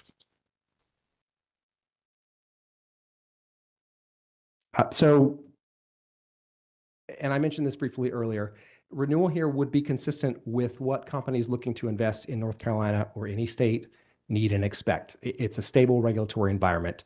North Carolina is facing huge demand growth, and Duke is pulling out all the stops. We are pulling out all the stops to meet that demand growth. It requires big investment from utilities, but it's better. I mean, we submit that it is better for ratepayers if non-utility investors, merchant plants, non-utility players are encouraged to participate and bring money from outside North Carolina into North Carolina.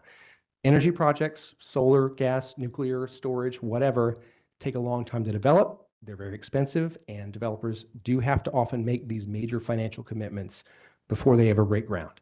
I have been representing regulated entities for, I know I look terribly young, but I've been representing regulated entities for 20 years. I represented oil companies, chemical companies, paper companies, and now solar and other kinds of energy companies. And one thing that all those companies need in order to make long-term investments is that stable regulatory environment. So as you consider your approach to these renewals, I hope that you take that into consideration. So briefly, sort of touching on the legal question about the CPCN standard, or what can you look at? Because the commission's question that was framed is, okay, well, if it doesn't benefit North Carolina ratepayers, can we issue a CPCN? The commission, the courts have emphasized that the CPCN standard is flexible. There are a lot of factors to consider, including ensuring that resources are available to meet future load growth. Certainly, ratepayer protection, super high, really important factor, but not the only factor that is considered. That CPCN statute, it doesn't speak directly to merchant plants. And so the commission has been looking at how you reconcile that statute with merchant plants for 25 years. Since it enacted the CPCN rule, R863, in, I think, 2001. And two things have been consistent throughout that time. So first, when looking at the need for the facility, the commission looks at the need for the facility, not just in North Carolina, in the region. That's why the CPCN rule, if you look at the rule, it says, Exhibit 3B, the applicant has to show the need for the facility in the state and or the region and back it up. So this commission in its rules and its precedent has recognized that need in the region is relevant. And second, it has been consistently the policy of this commission in a number of orders to encourage and not frustrate merchant plant development. You can see that language is in the CPCN orders that were issued in this case. It appears in many, many other orders.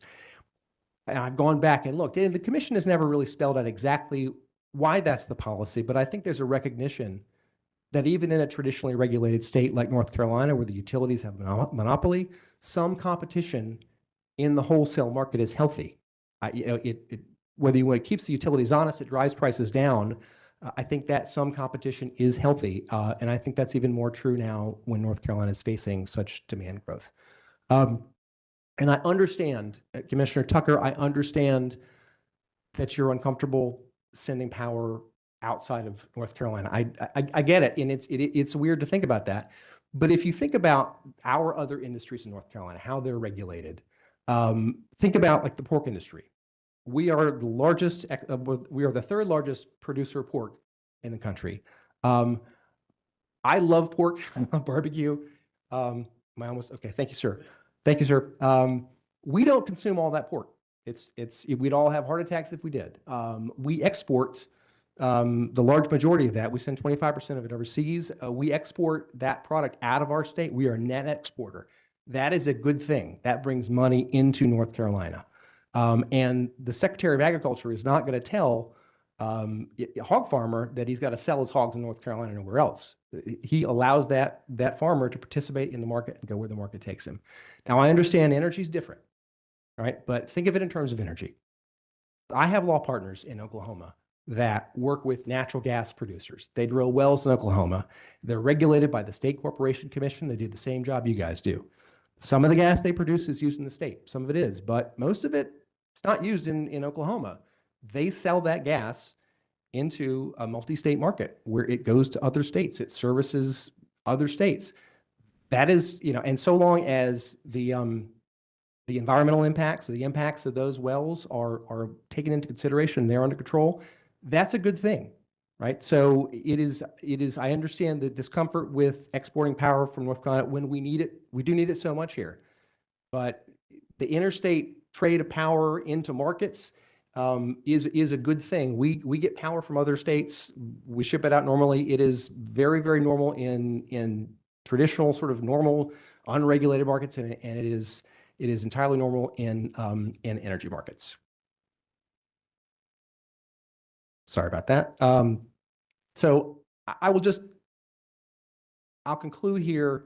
First of all, I appreciate so much y'all's attention to this topic, to these CPCNs. I appreciate you all hearing our testimony about the benefits of these projects.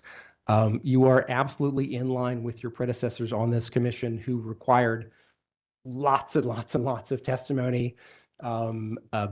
Ms. Luer, Mr. Creech, members of the public staff, and I were here about 3 years ago for a very similar evidentiary hearing where the commission heard testimony about these same upgrades. It had a lot of the same questions. What should we do? Had to look out for North Carolina ratepayers. While you have your own judgment, you have your own minds. I believe you can trust that your predecessors looked at these questions very, very carefully. No facts have changed that would undermine those judgments. And again, if this commission wants to make a change in how it addresses merchant plants, how it looks at sort of the larger policy implications, it should not do that in a CPCN renewal where tens of millions of dollars, honestly, and in good faith invested in North Carolina are at stake. It should do that in another context. So thank you very much for your consideration. Thank you, sir. Are there any questions for the applicant? Okay, public staff. Good afternoon.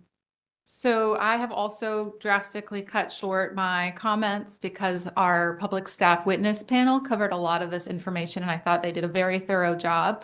And given the late hour, I will hit on the main points, but I will not belabor this. So like Ben said, the commission has asked the parties to respond to the following question. If the commission were to determine that the facility would not benefit North Carolina ratepayers, what legal basis would support the commission granting the renewal of the CPCN? So first, out of an abundance of caution, I do want to emphasize that the public staff believes both facilities would in fact benefit North Carolina ratepayers. And this position is in line with the testimony given today by our witnesses. But in response to the commission's question, I wanted to take a step back and I'll echo some of what Mr. Snowden said, but to look at the public convenience and necessity standard, which has been remarked upon as a flexible standard where determinations are made on a case-by-case basis for each facility. And the factors that are looked at include the need for the facility in the state and the region, the total costs of construction, the applicant's arrangements with other electric utilities, consistency with long-range plans for expansion of electric generating capacity, compliance with state and federal laws, and benefits to ratepayers and benefits more broadly. And as our witnesses said earlier, these are all factors that we looked at in looking at these CPCN applications.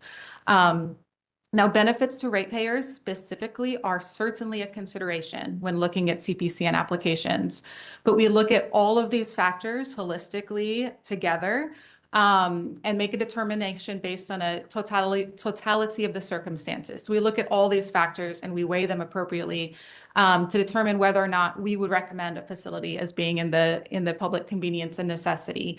And that is certainly a factual determination for the commission to make based on those factors.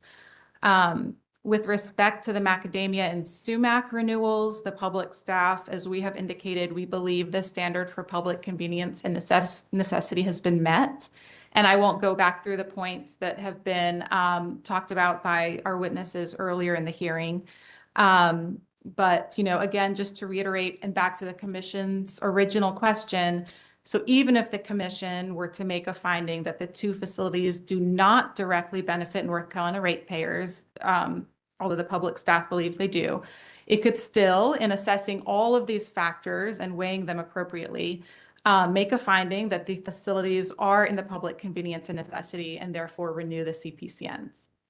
And that is all I have. If there are no questions, that concludes my presentation. Thank you. Any questions for public staff? Okay, that concludes the evidentiary hearing and the oral arguments. Sir, you may present oral arguments within 30 days of the publication of the transcript if you would like to. No, sir. Chair Brawley, I'm sorry. I certainly the applicants Macadamia and SUMAC have a strong interest in speedy decision from the commission. If the commission would like proposed orders, or we're happy to do that. If you think it's necessary, we can do that. But if you don't, we leave that to your discretion.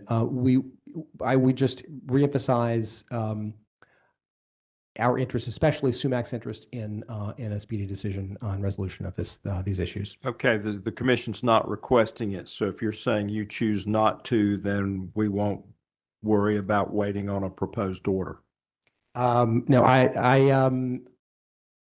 I will say this, at this time, we are not, if after conferring with my clients, we believe that it's something that we really want to do, we will promptly and immediately notify the commission and make a request to the commission to that effect.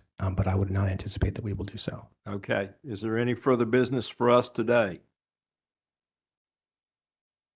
Public staff, you, No, I don't think we have any other items. okay. I think she was just laughing at us. Hearing none, we're adjourned.